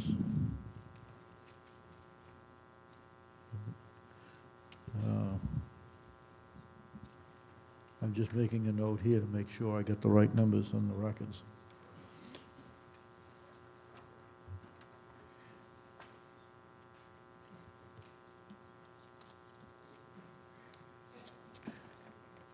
Article 9. Water Enterprise Fund, that the town vote to appropriate the sum of $5,074,446.09 in the Water Enterprise Fund and that to meet this appropriation, $4,453,826.09 be raised from the fiscal year 2015 water revenue, and $620,620 be transferred from water fund retained earnings. Just to note, the retained earnings in that account, the certified retained earnings was $1,206,396. $369, excuse me. Said dyslexia. Any discussion? Did I hear someone? Oh. Mr. Laurie. Hi, David Lurie, Precinct 6, and through you, Mr. Moderator, to the Finance Committee. I'm trying to get a sense of all the revenue that we seem to be taking from retained earnings. And from what I've listened to, I noticed that there's a lot going towards debt service that the town is taking on for various expenditures. What kind of trend are we looking at as a town of expenditures being paid for by debt as opposed to our ability to raise money each year through various sources of revenue? Have we seen an increase in debt, or are we flat, or are we actually making more revenue and paying down debt faster than we're creating debt? Through you, to Mr. Mr. Moderator. Hill. Mr. Hill. I generally do a debt presentation, so this is a much broader question that you're asking for, and I actually haven't completed that analysis. However, our general goal is that we're not going to take on more debt generally than we retire in a particular year. And we generally use a rule of 3 to 5% of gross revenues. So our trend has been, particularly in the enterprise accounts, if there are retained earnings there, we'll use part of those to retire or to pay for some of the articles. And then we also will charge the debt incurred by the borrowing or for the purchase of items in those enterprise accounts to the debt line in those enterprise accounts, which they all have. So we tend to segregate the debt based on the silo of available revenue. So if it's an enterprise expense and there's a source of revenue for the water department and it has a positive retained earnings, then that's where that expense is going to go.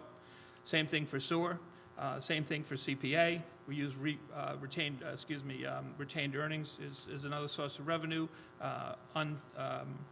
Unexpended articles is a source of revenue that we use to pay. So we have, and that's all in addition to what we pay for in cash, and then what's left comes out of the general levy. Excuse me, moderator to the Mr. Lurie. speaker. My question is more general, not specifically to how we're going to be paying for debt. It's how much debt are we incurring as a town over time? Over the last 2 years, compared to where you're projecting it's going, are you looking at greater debt as a percentage of what we earn as a town, or do you see it staying flat, or do you see it getting better than flat? Well, again, we're not really increasing the rate of the debt, and that's our goal. So it might be slightly higher this year than it might have been last year. We know that we're staring down future costs of school buildings and fire departments and police safety facilities and libraries. So we're trying to be prudent with what we're borrowing and expending today and trying to keep that as level loaded as possible. Okay. Thank you. Any further discussion? On the motion, which is to appropriate the sum of $5,074,446.09 in the Water Enterprise Fund, and to meet this appropriation, $4,438,826.09 be raised from fiscal year 2015 water revenue, and $635,620 be transferred from water fund retained earning. All those in favor say aye. Aye. All those opposed? I will declare it unanimous.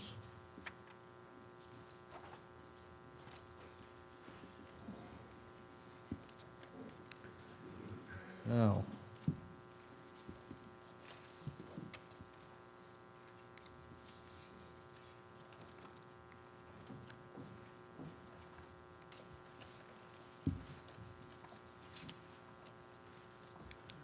revolving funds account. Now, Mr. Moderator? yes. Town council had reviewed this prior to the meeting, and there was a gap of 2 sentences that needs to be added in. So I'd like to make a motion to table this article until a week from today, Table 2. unless you want me to read the 2 sentences to add into the motion. No, why don't we get it all cleaned up? I think there's some other corrections that need in that one. So this is I don't think so. Monday, which is the 12th. All those in favor of tabling? Good. I'll second, you put seconded for the records.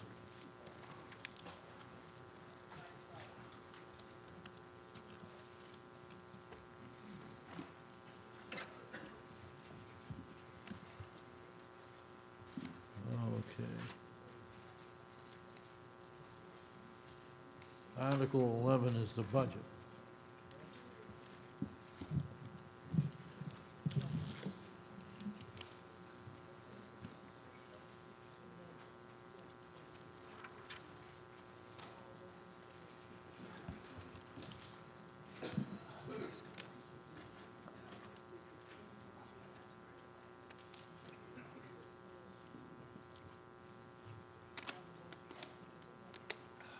On the motion to be tabled, wants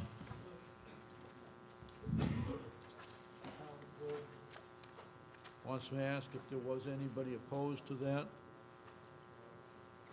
All those opposed to tabling Article 10 till next Monday, say aye. If you, okay, I'll start the vote again. Make it clear.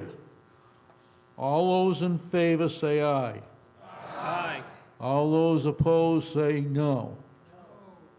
I'll declare a majority vote.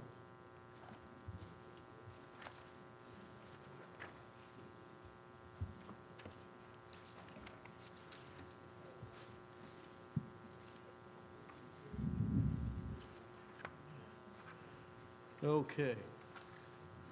Now we're doing things a little bit different. At least it looks that way.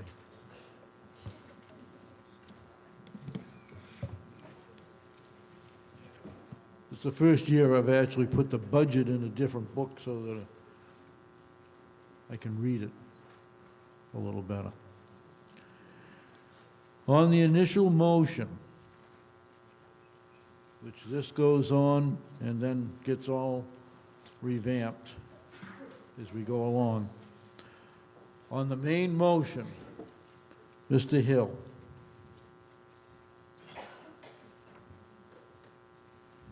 Which is what you got on page 28.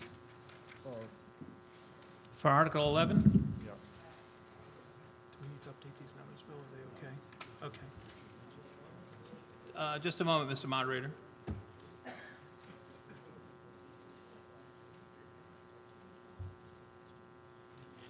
Okay. What's that? I know that. Right. I hope that's...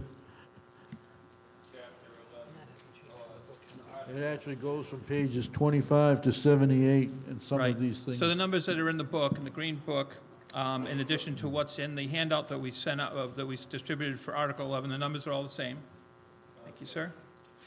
And the motion, that the town vote to appropriate the sum of $81,231,237.87 for the maintenance and support of the several departments of the town, and that such sum be expended only for the purposes described, and further, that to meet this appropriation, $78,189,944 be raised, $1,716,046.87 be transferred from free cash, $100,000 be transferred from assessor's overlay surplus, $47,500 be transferred from Title V receipts reserved for appropriation, $3,811 be transferred from Cedar Hill Fund retained earnings, $37,827 be transferred from FY 2015 Cedar Hill revenue.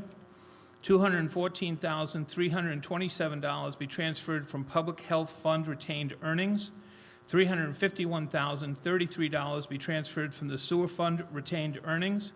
$570,749 be transferred from the Water Fund retained earnings. I hear a second. That total again is $81,231,237.87. Now, how we're going to proceed through this is, it's essentially the same as we did last year as far as procedures, just the pictures look a little different. We will start on page 29, if I'm not mistaken.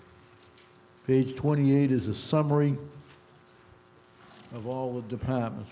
The individual breakdown, I will read the page number and the title, and the chairman of the Finance Committee will read the number that we are voting on. So that's on page 29, debt amortization and expense. Mr. Hill. $3,501,259.87. And just to point out that that's a reduction over the 2014 budget, but an increase over the 2013 budget. And it is lower than the fiscal 15 request from the Board of Selectmen, because when the Board of Selectmen voted their budget, the town treasurer was in the process of reissuing bond debt and has saved the town a bunch of money. And this year, it's in this particular budget, represents about $100,000, and you'll see that in the footnote below the budget. A second. Any discussion? Ms. Bronston. I don't know if this is the appropriate time, but I do have a concern in regards to town budget. The town charter, section C7-3 states compensation amended 4/3/1884. Annual town meeting, Article 42, approved 1985 annual town election. The moderator may receive an annual compensation as determined by a I vote think of that town would, Ms. meeting. Bronston, that would be out of order at this time. There is a All right. budget line. This is on strictly debt amortization. If there is no debate,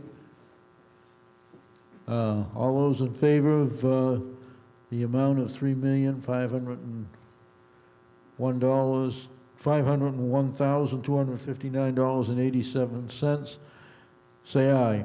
Aye. All opposed? The motion carries.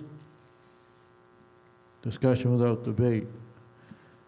Page 29, health insurance. $8,173,200. Any discussion? There being no discussion, all those in favor say aye. Aye. All those opposed? Motion carries without debate.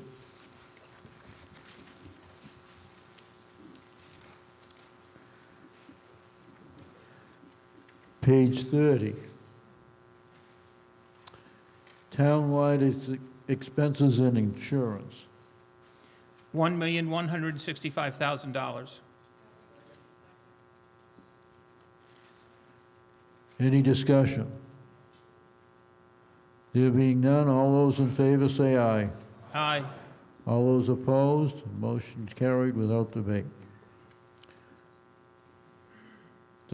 Page 30, unemployment expenses. $45,000. Is there any discussion? There being none, all those in favor say aye. Aye. All those opposed, motion carried without debate.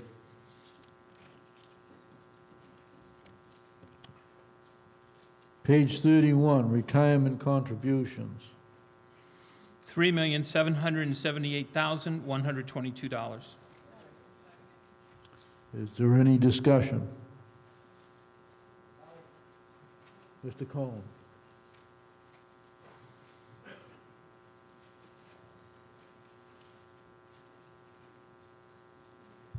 Can someone answer me if we're going to have any great shortfall in retirements, say in the next 5 or 6 years? Retirement accounts across this state have always shown that there's a problem. Are we going to have a problem with Norfolk County retirement? And if so, are we going to have to make this up? Are we on schedule? Are we behind, say, in the next 5 years on this? Mr. Rowe or Mr. Hill, do you have any? So you'll notice in the footnotes, not a plug for the footnotes, there's a one-time catch-up payment this year, you'll see, of $388,511. And again, the retirement system bases their earnings power based on a previous set of years. In this particular case, they went back to 2008 in the recession where there weren't any earnings. So my sense is, our assessment is based on us hitting our targeted total full funding by, I think, 2032, Bill? I'm sorry, 2028.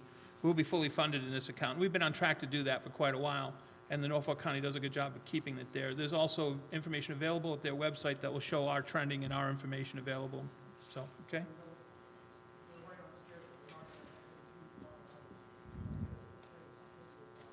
Yeah, well, actually, we just got hit with one, so, yep. So, and we've got it covered. Any further discussion on it? On the motion for $3,778,122 of retirement contribution, all those in favor say aye. Aye. All those opposed, the motion carries.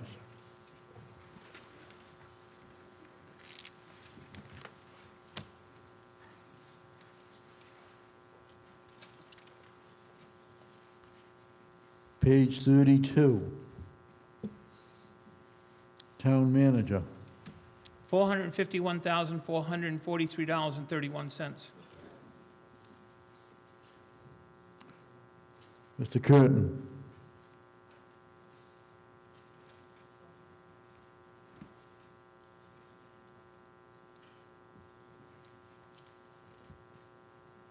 Did he? Just a question. If we look on line 1 where the employee, the salary line item is, under fiscal 15 request, which I take is for the Board of Selectmen, it was $421,000. The FinCom recommended $429,800, difference of about $9,000. Did something change? Did someone get a mid-year increase, or there's a $9,000? I'm just wondering why the changes between the Selectmen and the FinCom recommendation. So in the last 2 lines of the footnotes, you'll see that there's, since this budget had been produced, the town manager's contract had been settled, and a position change or authority, a responsibility change in the administrative assistant for the Board of Selectmen had changed. Okay, so we had a mid-year change in salaries. Yes. Thank you. Mr. DeFelice, Mr. Cohen,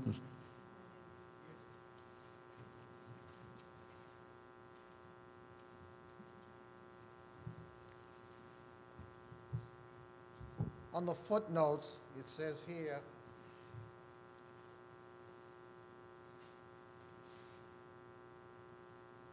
Economic Developer Coordinator worked a half a year and was paid $25,000. Now that he's working a full year, he's getting $75,000. My additions don't add up right here. Is there an increase of money here of $25,000 working? First, a half a year was 25, now we're at 75. Oh, was he reclassified? Actually, it was, I'm sorry, Mr. Cohen, through you, Mr. Moderator, Mr. Hill. there was a third of a year. 4 months hiring instead of a 6 month? Correct. Okay. Mr. DeFelice. And by the way, this was the position that was voted and approved at last year's town meeting. Thank you, Mr. Mike.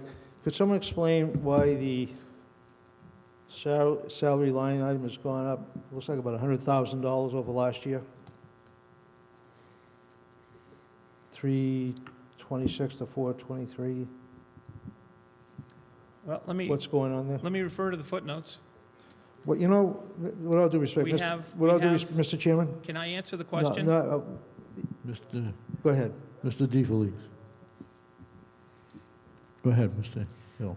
Again, there were several reorganizations in the town, and part of this is that in this particular account, there were several. So there was an administrative support person who was moved down into the Board of Health. Part of their responsibilities included the Board of Health, but now they're full-time Board of Health. The economic development person, who was a part year, as a third of a year, is now a full year, and that's another $50,000.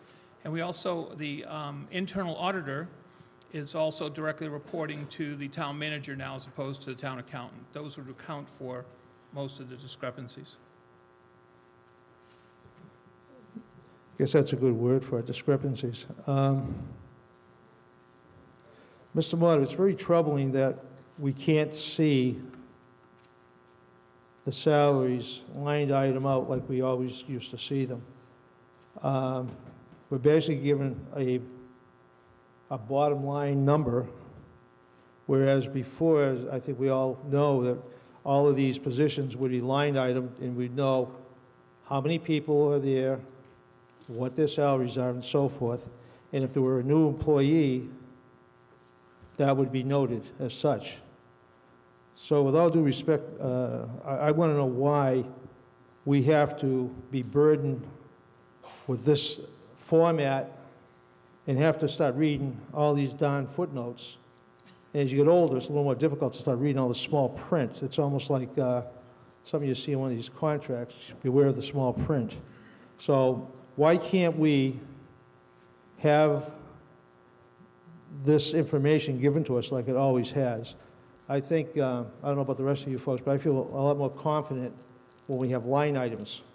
And then there's no question, you know, whether or not you have to refer to a footnote to find something.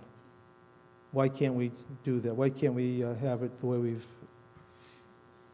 have had it over the years? To the chairman of the Finance Committee. Well, I think I've answered that question already, Mr. DeFelice, but I'll say it again. If you had tried to line up last year's FTE individual payroll positions against this year's, they don't match up because the makeup of this department has changed, as has a number of others. So it seemed to be the best way to get the detail to this body was to specifically say what exactly happened in this department, and that was our goal, and that's what we attempted to do. And again, this was based on several formats and templates that were designed and considered by the Finance Committee, which is different from what the Board of Selectmen submitted, and it's and we think it actually has more detail than we've had in the past. So it does require some reading, but I guess that's just part of the responsibilities. Mr. Chairman, through you to the chairman of the FinCom, I recall attending one of your meetings, and I believe there were members of the FinCom that asked for some of this information to be lined item. And I thought, maybe there's members out there that could verify this, I thought there was a vote of your committee to request or require some of this information line item. And I may be mistaken, but I think that you folks did take a vote on that. And I'm wondering if that is the case, perhaps some of the members that are sitting out there could enlighten us. Did you folks ever get that information that you asked for? Does anybody want to respond? Well, what I will respond is that we did request the line item detail from the town manager. We received it, distributed it to the subcommittee chairs, who were then to distribute it down to the individual committee members. Now, I will admit that there was a timing issue on that. There was a delay of approximately a week in receiving the information that we needed because there was detail in that line item salary budget of moves that had not been completed. So to release that information would have been a compromise to the employees involved and to the town. So there was somewhat of a delay. And again, we're still trying to figure our way through this process, and this seemed to be the best way to address it, to go through line by line in this detail to tell you exactly what we did and what changed, what we approved. So am I to understand then that that information was available, but the committee saw fit to distribute it in-house, so to speak, but that could not be distributed to the rest of us to make life a little easier. I think I've answered that question, Mr. And Moderator. I don't think you have. I think you just told us that you had the information, you gave it to all your subcommittees, but we did not receive it, and I think that's a problem. Thank you. Mr. Moderator, just to follow up, we don't distribute all the information that we collect because this book would be about 40 pounds. But I understand the speaker's point. We tried to address this the best way that we could to help address the reorganizations that had occurred in town and what specifically had happened. And that's why we gave you this kind of detail. So there's no question what happened here. It's all here. Mrs. Colburn. I just want to speak a little bit to how we got to this process. It was a surprise to see this budget format. The Finance Committee was surprised as well, but it is what it is. It's been said many times, it was almost impossible to try to go back and compare this year to last year, and I know that because that's what I did, and that's how I arrived at these footnotes. So many changes occurred over the last year. Library and Police Superior Offices settled at town meeting last year, but those increases were put into subtotals. They weren't put into line items in the budget. In the fall, SPAEA settled. That was approved as $1 amount to be moved from the Selectmen Reserve. SPAEA impacts just about every department budget in the book. Nothing was put into those line items individually. All the employees that are not in unions that received increases, they received increases last year, again, not at the line item level.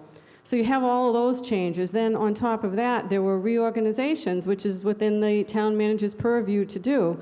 There were many changes. Some departments were eliminated, some were added, some positions were moved. So when you put all of that together, it's a lot of change in a year. So we were pretty much in a quandary. How do we figure out? Because the first thing I do is I say, okay, what changed from this year to last year, and was the change reasonable? And it was a very difficult process. We did ask for more detailed salary items, and we did receive for 2015 position level numbers, but we didn't receive them for prior years. So what I did is I sat down and I almost rebuilt the budget from 14 to 15, and I looked at every single dollar. And 80% of the budget is salaries. And I looked at all the contracts, I looked at everybody that settled, I looked at every reorganization, and I had a huge amount of questions, and I met with the internal auditor, Susan Herman, I met with James Kelly, I met with the town manager, and they really were wonderful. And I did get every single question, and there were many answered. And that's how we came up with the footnotes. So yes, it is a drastic change. We went through the same almost shock that this was such a different change. But we were able to verify that the numbers are what they are. In some ways, it turned out better because the footnotes are a lot of information that we didn't have before. And we would sit here and we would laboriously debate for a night a $2,500 increase, and yet a department would have 5 new positions and nobody would even question it. So now it is all spelled out for you. So I'm not saying, make the best of it. It is a big change, but I think maybe by the time we're done with this town meeting, we'll see that this was a change for the better, and we do have more information than we had before. Thank you. Mr. Lurie. David Lurie, Precinct 6. I was on board with town meeting just last year. This is my first, this is 180 degrees different from what I experienced last year.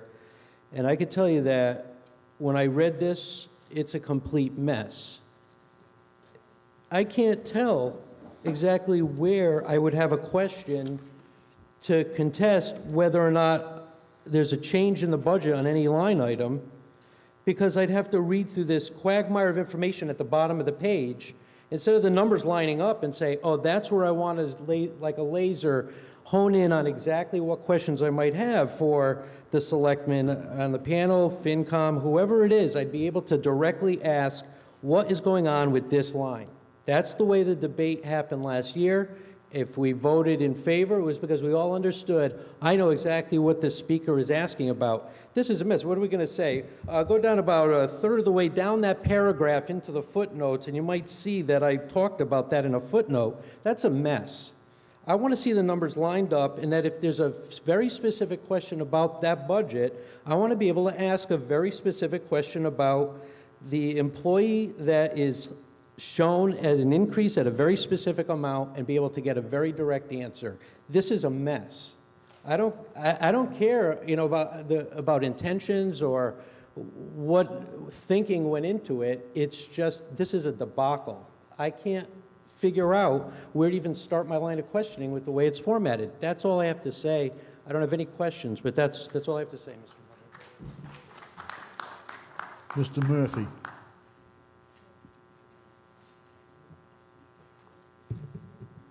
I started to look at these here, and the thing that catches my eyes is the salaries. And it's a case of where you look at it and you see a group for a department, there's one salary. I think the biggest concern that we have is we want to know what the department heads are making. Is there an increase over the years? I see something like here where there's 4 people, for example, in the manager's department, the salary's X amount of dollars. What does the town manager make? What does the secretary make? It's all in one group. My concern here is, I think we lose the transparency of the departments. And transparency is, we don't know who's making what. And I think over the years, if they hired a secretary part-time for half a year, we could understand that. We don't see that now. It's not spelled out, and that's the things that I think we, as town meeting members, are looking for. I mean, overall, yes, we want to know what the department is costing the town. But we also want to know what the department heads are making. And over the years, we can see either growth or back and forth. You look at town manager, for example, nothing personal, but over the years, how many town managers have we gone through, and how has that pay structure changed in the past 4 or 5 years? And there's been a lot of money that has changed in that one department only because the personnel has changed over the years. That's what I think we're losing right here. Thank you. Mr. Ventresco. Peter Ventresco, Precinct 8. When I first got on the Finance Committee, 9 years ago, you know, we got the budget the old way, kind of broke it up. So they say they had so many men in the department, and the salary was broken down for, you know, the head of the department and how many employees. But when we asked for the names, and when we got a list of names, the list of names come in at, say, 60, but the whole department was budgeted for salaries for 63. So there's 3 men that never existed there on the salary items. So that was, we made them, eliminate them 3 persons. So there was phantom workers that didn't exist. So that money was redistributed someplace in that department. Now, when we first talked to the town manager and the H&R person this year, I brought that up. I said, I'm not happy with this being one line item for salary. I would like to see it broken down the way it was before, so we got a better handle on everything. And they said they found a few phantom workers in the way they went through their budget. So apparently we missed them over 9 years, but they picked up on it. So I'm not happy, you know, change is kind of hard, but I would like to see more transparency as far as how many employees are in each department and what they get, you know, and what they do, so we know exactly what's there. This way here, it's opened up for, to go back to the old way, be carrying 60 people when you only got 55. Thank you. Mr. Mullen. Bob Mullen, Precinct 2. I obviously echo the previous speaker's comments, but I just have a couple of quick questions about the town manager's budget here. I'm looking at the line item, these are the smaller amounts, the line item professional development expenses for $12,800. I don't know if I'm reading this right, but then right after that, it says, next line down, professional development, same amount. That's the total? Okay, those are my mistake. For that category. For that category? Okay, and consultant fees, it's only 3,000, but, I mean, why do we have to hire a consultant in the town manager's department? I'm just curious. If anybody can answer that. Small money, but I'm just curious. Mr. Hartman. Specifically, from time to time, we may require a consultant that's not under contract, and if we don't have an appropriation, then we can't do it. And rather than go back to the FinCom and try to hit up their reserve, we put in a small amount in case we needed to hire a consultant. At this stage of the game, you know, we're not necessarily going to hire one, but from time to time, we do require it. Okay, thank you. Mr. Mitchell.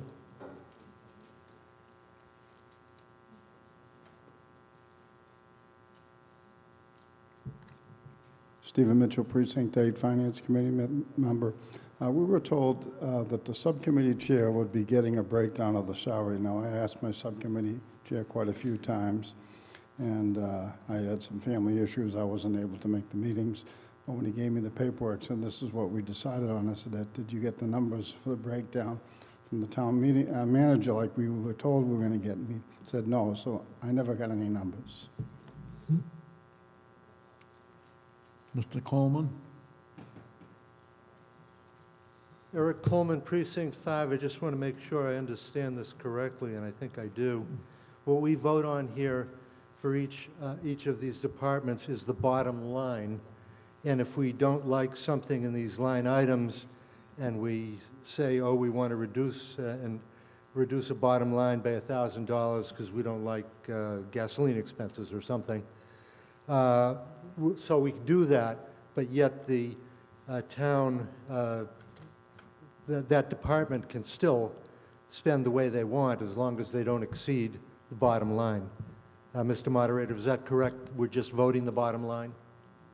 We are, but we're privileged to understand where that comes Oh, from. yes, I certainly like the detail and want to be able to substantiate. That's why we can lower it if we want to, but that doesn't mean that doesn't mean we're going to actually affect that particular line item.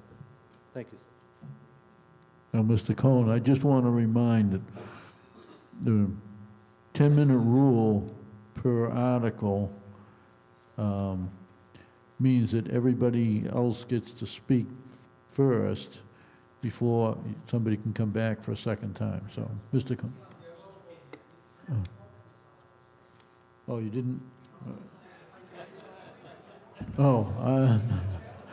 Mr. Cohen, I had you checked off here. Maybe it was.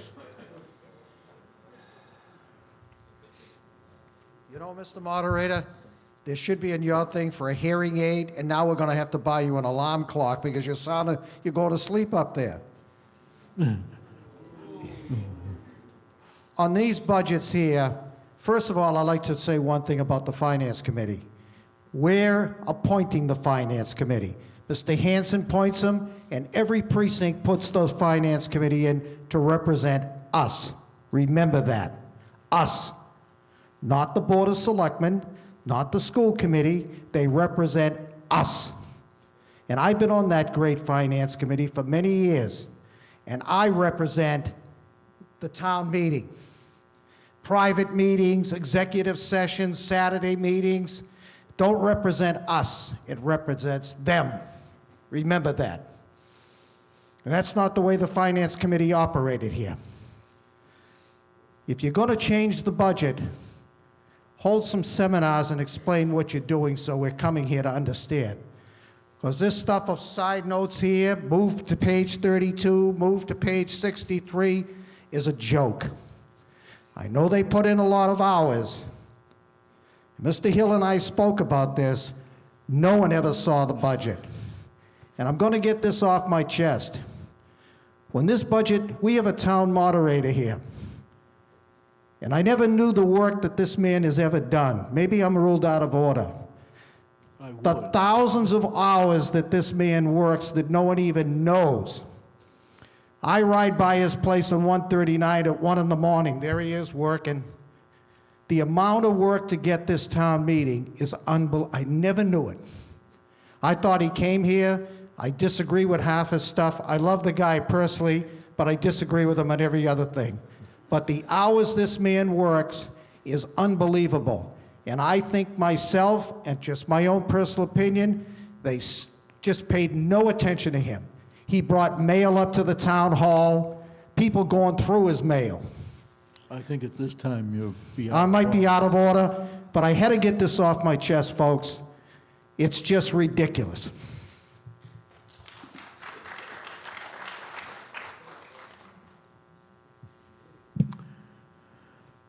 I see no further people wishing to speak. On the motion, which is to appropriate the town manager account, $451,443.31. All those in favor say aye. Aye. All those opposed?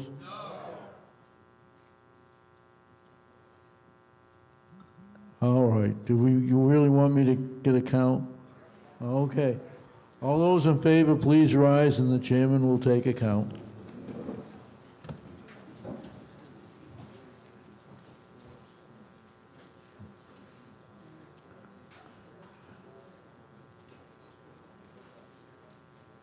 Precinct 1. Keep jumping up and down, but I think I've got 9. Precinct 1 has 9. Precinct 2. 17. Precinct 2 is 17. Precinct 3. 7. Precinct 3 is 7. Precinct 4. Precinct 4 is 14. Precinct 5. 12. Precinct 5 is 12. Precinct 6. Precinct 6 is 10. Precinct 7. Precinct 7 is 6. Precinct 8. Precinct 8 is 5. All those opposed, please rise.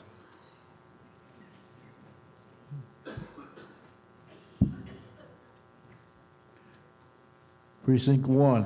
3. Precinct 1 is 3. Precinct 2. Precinct 2 is 2. Precinct 3. Precinct 3 is 4. Precinct 4. Precinct 4 is 4. Precinct 5. Precinct 5 is 1. Precinct 6. Precinct 6 is 5. Precinct 7. Precinct 7 is 9. Precinct 8. Precinct 8 is 3. What are your totals over there?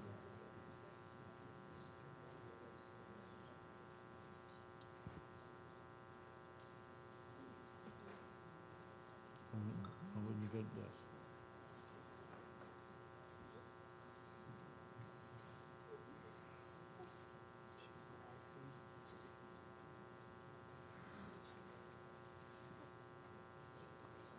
I think we should appropriate abacuses.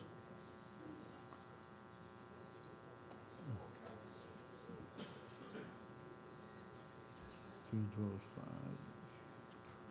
13, 14, 19, 28, 31. 80 yes, and 31 no.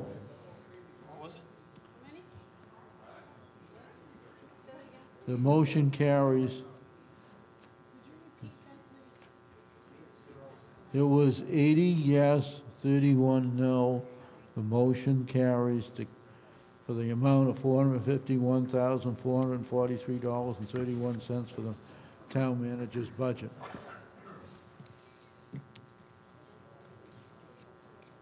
Page 33, town accountant budget. $230,739. Is there any discussion? Mr. DeFelice.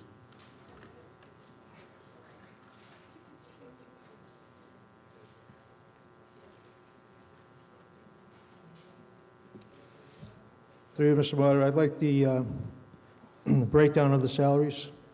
We have 177,089, and I guess it says 2.25 people. Someone must be shorter than I am, I guess. So I'd like an explanation of those salaries and where that quarter person is. Maybe it's a quarter horse. Do you want to take this?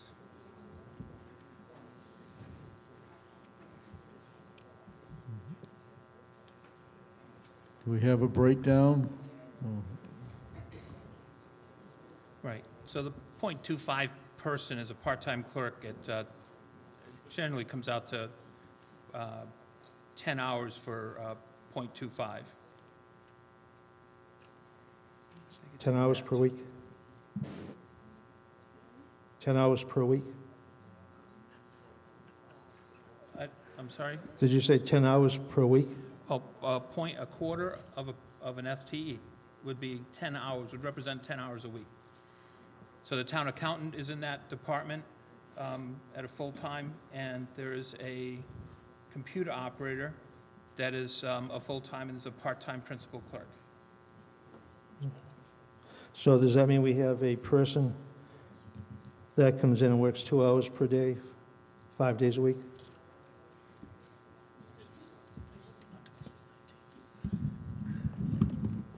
The part-timer is actually not to exceed 19 hours per week. So not to exceed 19. He works as needed.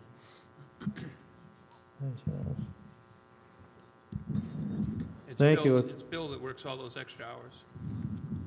Thank you. I just think it may have been easier to see everything line item. Thank you. Mr. Lurie. David Lurie, Precinct 6. Mr. Moderator, to FinCom, sentence number 4 in the explanation of major changes, it talks about FTE decrease of approximately 0.75, and there's a dollar number of $87,000. What is 0.75 of an FTE, and how does that translate into the revenue you're talking about in sentence 4? Well, 0.75 of a 40-hour a week equivalent would be 30 hours. Mr. Moderator, so to the previous speaker, $87,000 is 75% of what they would be making? No. What exactly, if there's 30 hours representing 87,000, are you saying that 25% more money is represented at 100% of FTE? No. What we are saying is last year that department had part of a internal auditor, a full-time accountant, a full-time accounts payable person, and a receivables person. And now the complexion of that department's changed, and this is what's represented in the current headcount in that department. So the difference of 87,000 is a combination of all of those changes and the moves of people out of that department and the change in full-time status to part-time. Mr. Moderator, to the previous speaker, do we know exactly how many employees are represented in the FTE before and after this budget? 4 to 2.25. There were 4 full-time people. Now there's 2 and a part-timer.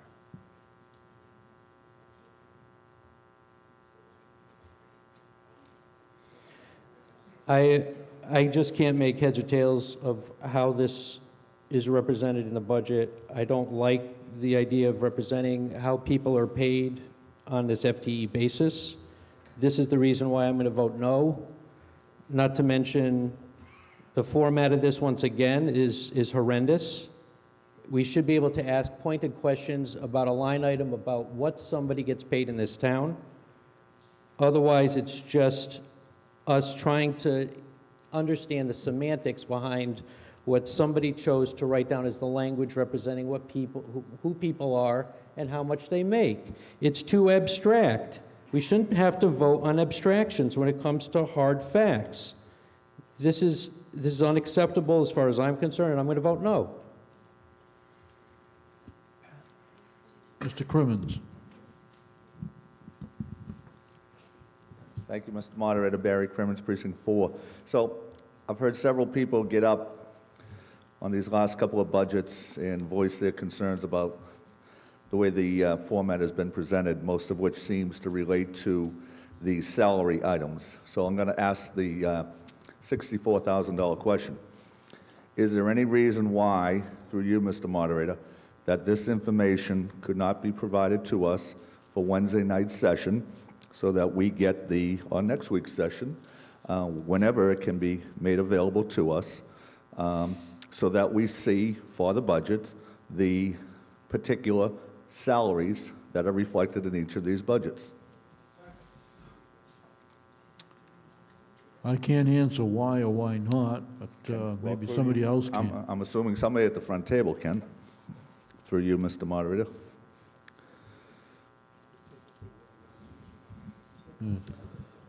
Mr. Rowe. Is that Mr. Moderator, I have the breakdown of my budget request, if that will help. Well, I'm assuming through you, Mr. Moderator, if I may, if that department head has a breakdown, I'm assuming the other department heads have a breakdown, and/or the town manager has a breakdown. Somebody has this information. It was presented at some point in the process. Somewhere along the line, a decision was made not to present it to this body, and I think that's what's bothering most of us as far as how this budget has been presented to us. So all I'm asking, so that we can try to get through this in a timely and coherent fashion, that we get the information that folks are asking for.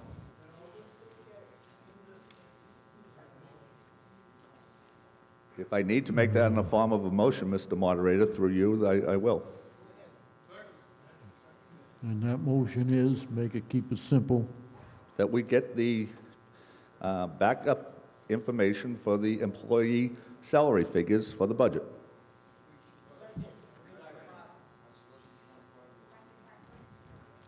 Mrs. Colburn.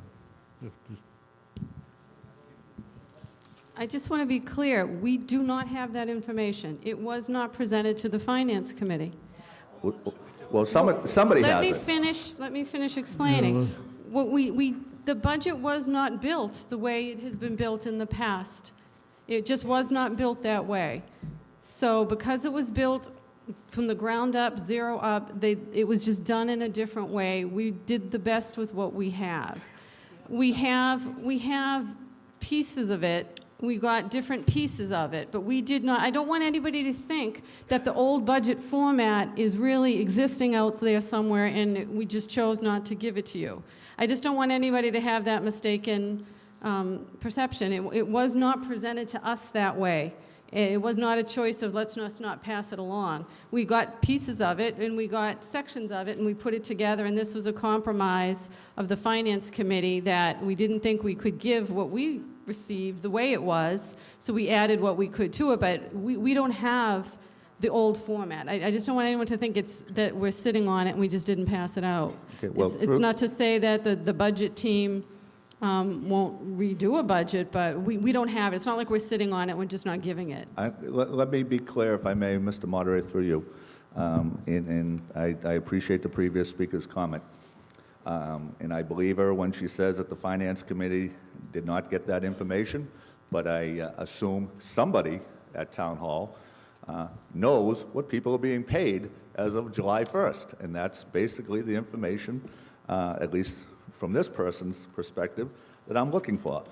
If Mr. Rowe says he has it for his department, then I'm assuming if not the department heads, then the town manager has the figures, the salary figures, for the individuals that work in each of the departments of the town hall. So that's the information that I'm asking for.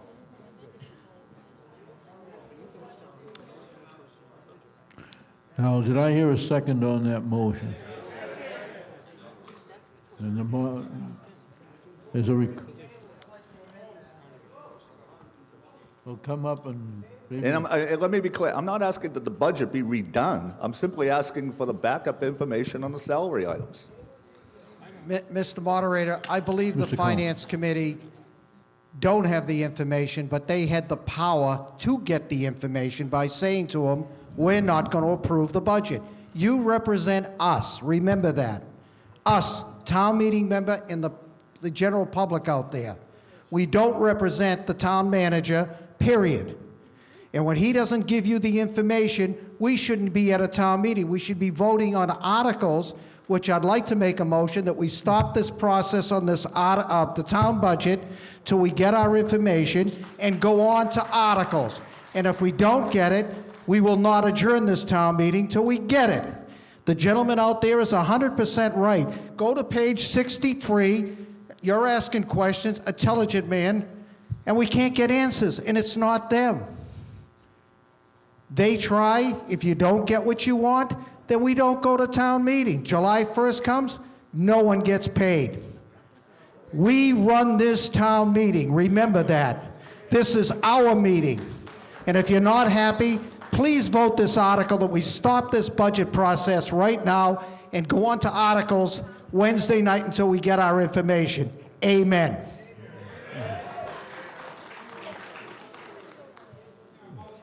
You didn't really amend it, but anyhow, you spoke on it. I think he supplemented my motion. Or emotion, which was it? But I think in this, Oh, Mrs. Frankel, you wanted to speak. Oh. All right, we got a side motion here. Mr. Kerr. It's out there. So if you think that it's not there, if you think that somebody doesn't have it, it's out there. I'd like to see it. We would like to see it. If I, Mr. Moderator, if I guess, let me ask the not-so-rhetorical question. Through you to, I guess, the town manager would be the logical one. Is that information available to be presented to town meeting?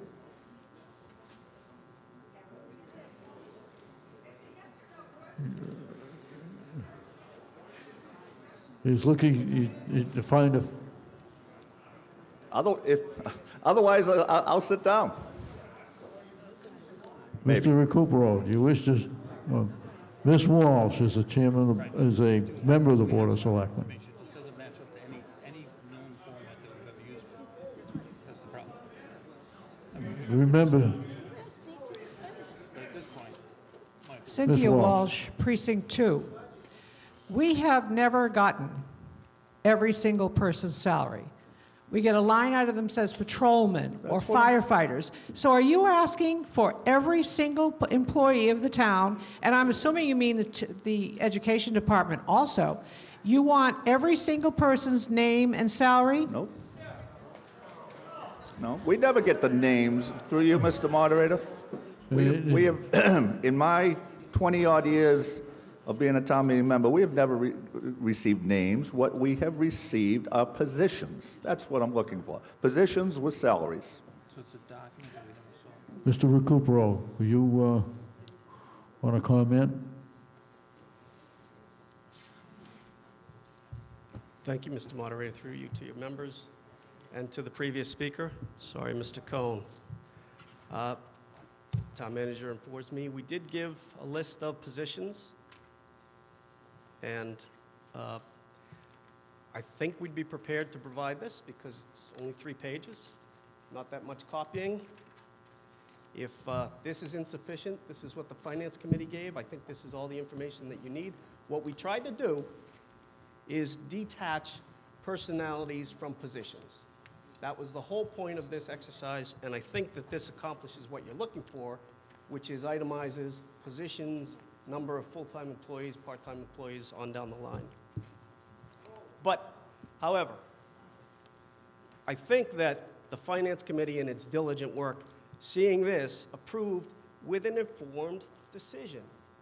So if we're going to halt a process that's been going on for months right now, appreciate that the hard work that people put in this process was fully informed on your behalf. Mr. Cohn, on your behalf. Absolutely on your behalf. And I will not listen to anything otherwise. So if you want the information, we can provide it, but please don't stunt the process because you don't have everything in the format that you had it before. The format's new, without a doubt. I like the format. It's actually changed from what we approved through the Finance Committee process. I still like the format, and I ask that you go forward as we presented. And Mr. Moderator, if I may, thank you, Mr. Chairman. And just by way of example, as we look at the town accountant budget, we have an item for employees that says $169,939, and it says FTEs 2.25. What I'm asking for, what I think town meeting is asking for, is simply the breakdown of those salaries. So instead of getting a gross figure of $169,939, we get the breakdown and how that $169,939 is divided between the 2.25 FTEs.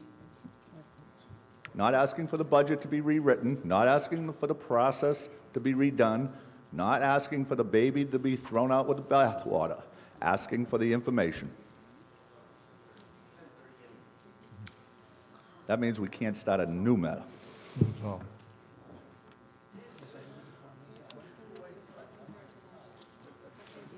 Is this in response to, Through you, just very briefly, yes, we'll make copies of this. It'll be available Wednesday night. It's 10:30 right now. I suggest that well, if at your pleasure, if this is a good time as any to stop for the evening, we'll provide that. we,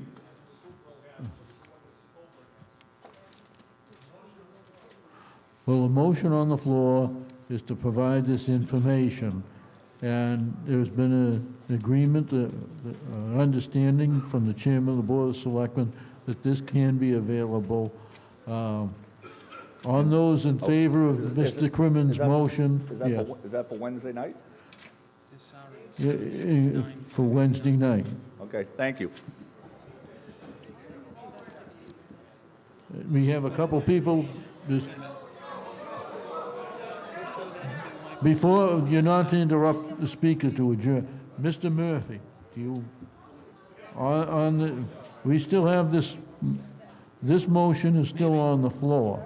I mean, we've voted to respond, but the basic motion is on the floor still, the amount in the accountant's budget.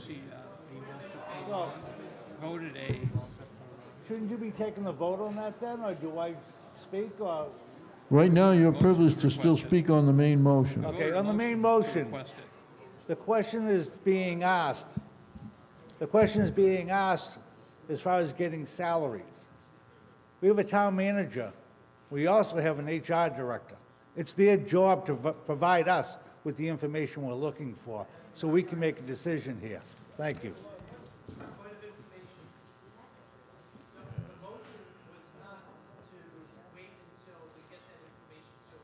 Right.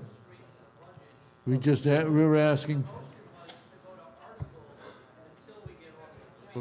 right now, we still have something on the floor, which is the main motion, which is still to amount of $30,000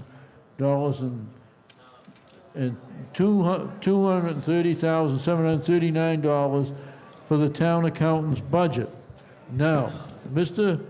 Crimmins made a separate motion, which can be debated and was debated, to provide the salary information. Now that that has been disposed of, we're still on the town accountant budget. If somebody wants to just cut off debate on that? Mr. Moderator. Amy. My turn? Mr. Moderator?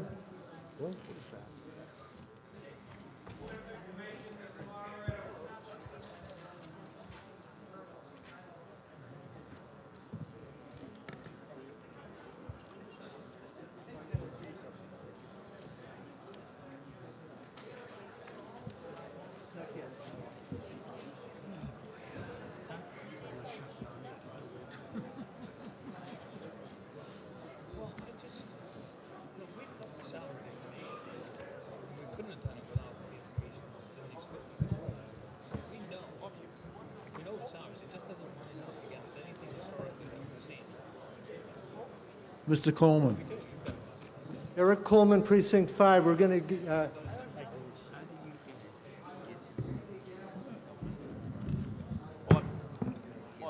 Hello? I know the hour is getting late. All right, we're going to get some information on Wednesday. We need 30 hours to digest this information at minimum. Is that correct, Yeah. Mr. Moderator? So therefore, let us postpone this budget, or table the budget, until Monday, the 12th, and then we should... One person at a time. Well, why don't we do that one first? Do you want a table right Table the now? entire budget right at this moment.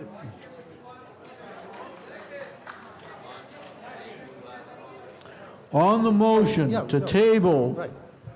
on the motion to table, it's not debatable.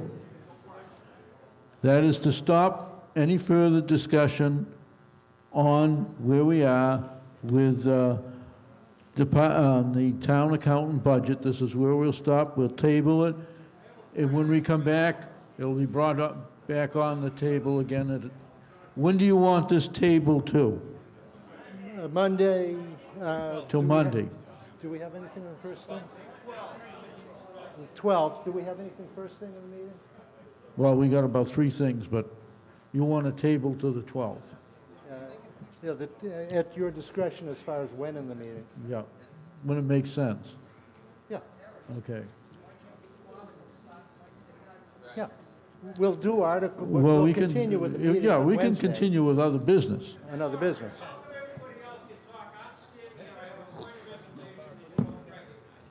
Mr. Gator.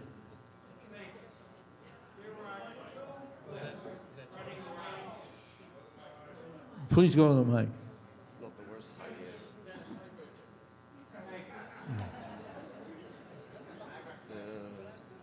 Dennis Gator, Precinct 3. I'm confused. You I think there's a are. lot of people confused. However, there seems to be 2 lists running around here. A list that Mr. Curtin has provided and a list that the town manager has, which one of them seems to be 2 or 3 pages and one seems to be 30 pages. Which list are we getting? And which list is going to provide us with the information that is going to be most useful? The 3-page list or the 30-page list? The 30-page list, I would assume, and I don't know what either one of them is. But I think we should be given as much information as possible. Thank you. Mrs. Colburn. Thank Jim Curtin for this. I've never seen this before. Just obviously, it took us by surprise. The numbers don't match. All I can do is look at it and make a copy and see if we can try to figure out what this is. I don't know. It didn't come from the town manager. It didn't come from the HR person. It didn't come from the budget team. So I don't know where it came from. First time I've seen it. I'd have to look at this before we can't vote the numbers as they are because they don't match the department bottom lines that we have. So I don't want to just throw the baby out with the bathwater either and say, okay, give you this and vote this, because these numbers don't reflect what we need. I don't know how off they are. I'm not that good that I can do it in 5 minutes. So if somebody knows where this comes from, I would love to hear that. If anybody created this budget, I'd love to know who did and have a little chat. But all we can do is look at it and investigate. I'm baffled and Mr. Moderator. I think let's let the chair here explain something before we're more further confused. There's still been a request for some information regarding a list of positions by salaries that are being paid. That is a basic information that appears to be what the chairman of the Board of Selectmen has offered to present and prepare. Now, there may be other things being looked at, but that's the one that came from the chairman of the Board of Selectmen's office to reply to this, and it does make sense to ask and give some time to review it, have it available. We will be returning here on the 7th. And we can still do plenty of other business while this is being tabled, but we have to do one step at a time here. It's been an incidental motion and an offer to answer that from the chairman of the Board of Selectmen, and I think this meeting has given that sense that we would like to see that before we continue to do any further work on the budget. And that's an opportune time to let us get into the other business and go back. So, Mr. Coleman, on your motion to table. But it looks like it may be too much of a task to get this done by Wednesday. Is that correct? Mr. To Moderator. coordinate both lists and get something together. Mr. Recupero. Can I, 2 points. First of all, we're not coordinating with that list. No one seems to know what it is. Second point, all of the information that you're looking for, itemized lists of positions and where they, this is an important point, where they connect to the grid that this town meeting adopted last year. Because what we have right now is a list of positions and a list of where they attach to on the grid that this town meeting adopted. So if you're looking for a salary line item, that's information that we'll boil down and we'll put into a compilation. We can do that. Without a doubt, we can do that. However, this information this isn't connected with anything that you see provided by anyone else. This is all part of what last year's town meeting did, incorporated into this year's budget, and we'll present it to you in a format that is akin to something like you've seen before. But again, it won't be the same because these are new assignments, new positions on the grid. Everything has been redone in some sense. There's nothing sinister to it. Because I don't think anybody on this board or the Finance Committee would have anything to do with that if it were. So the suggestion that there's something untoward, I have to take issue with that. And I will every town meeting when it comes up. Having said that, you'll get the information. We'll provide it to you. And you know what? I'll work through the moderator and make sure I think he has a good sense of what the town meeting is looking for. We'll make sure that he sees it before anyone else. If you would, Mr. Moderator. That's it. Unless there's any further questions, you haven't been cut out of I think the chairman of the board has made the best offer that he can do to comply. Okay, I understand what the Board of Selectmen is doing. I'd like the Finance Committee to get together with them, and perhaps having the information to us on Wednesday is too much to ask for. So why don't we have the information on next Monday and go back to the budget on Wednesday? I don't know the calendar date for that. You have it? The 14th, we have. And that is in concurrence with the prior speaker who wanted this information. He's okay. Come on, let's keep to the business here. Mr. Lurie is it to do with? So I had a motion. Do we have a vote? To May 14th, we already have. Let me put it this way. May 14th, we just, for information, for May 14th, we've already set aside a night for presentation. So I see nothing wrong with the problem of tabling the budget till the 12th and picking up where we left off. There's any problem with that? Yes, yes. Mr. Lurie, what's your problem? Dave Lurie, Precinct 6. With all due respect to Mr. Coleman, it's a terrific idea to table this article, the budget. The motion is already on the floor. It was given by Mr. Crimmins. It was amended by Mr. Cohen, who did a terrific job of outlining exactly what our job is here. It's very simple. You table the entire budget and we go right to articles. We don't have to pick Wednesday or Monday. We table that until they come back with the information. We go right to articles. It could go all the way to Just a little correction. The budget can wait until after we're done with articles. All You the way can to the use end. that. So But I'd usually like to have to a time certain so that we just know what to plan. the motion is on the floor to table the budget until, and go right to articles, and then we revisit the budget once we have the information. That's how I understood the motion. It got a little bit muddied with the idea of putting a fixed date by this date or that date, but we should give them as much time as they need, and we'll just sit patiently working through our articles, giving them weeks. They could have 3 weeks, and then we'll revisit it in 3 weeks. You may But want to do it on the table. They could have as much time as they need while we go to articles. We shouldn't have to put a fixed date on it.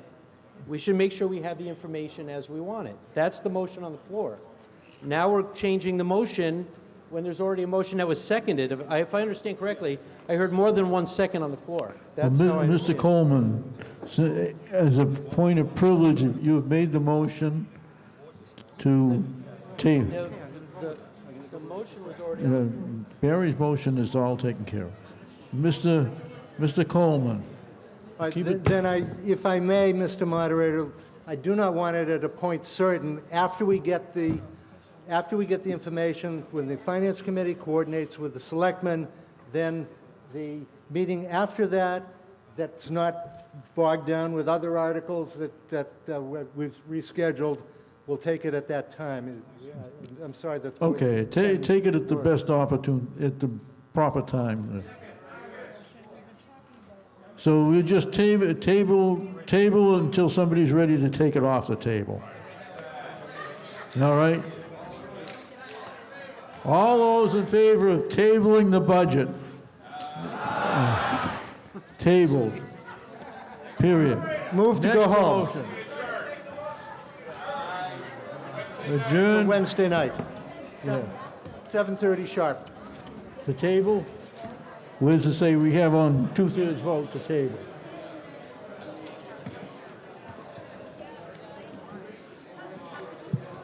Okay, the town clerk has reminded me that that's a 2/3 vote. If I hear, all those in favor say aye. Aye. Is there anybody opposed? Then I declare it unanimous, and that is more than 2/3.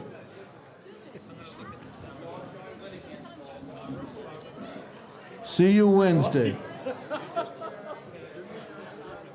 Hey, John, you want to be at the front? You got to It's tabled, right? Right, it's just tabled. No, it's just tabled.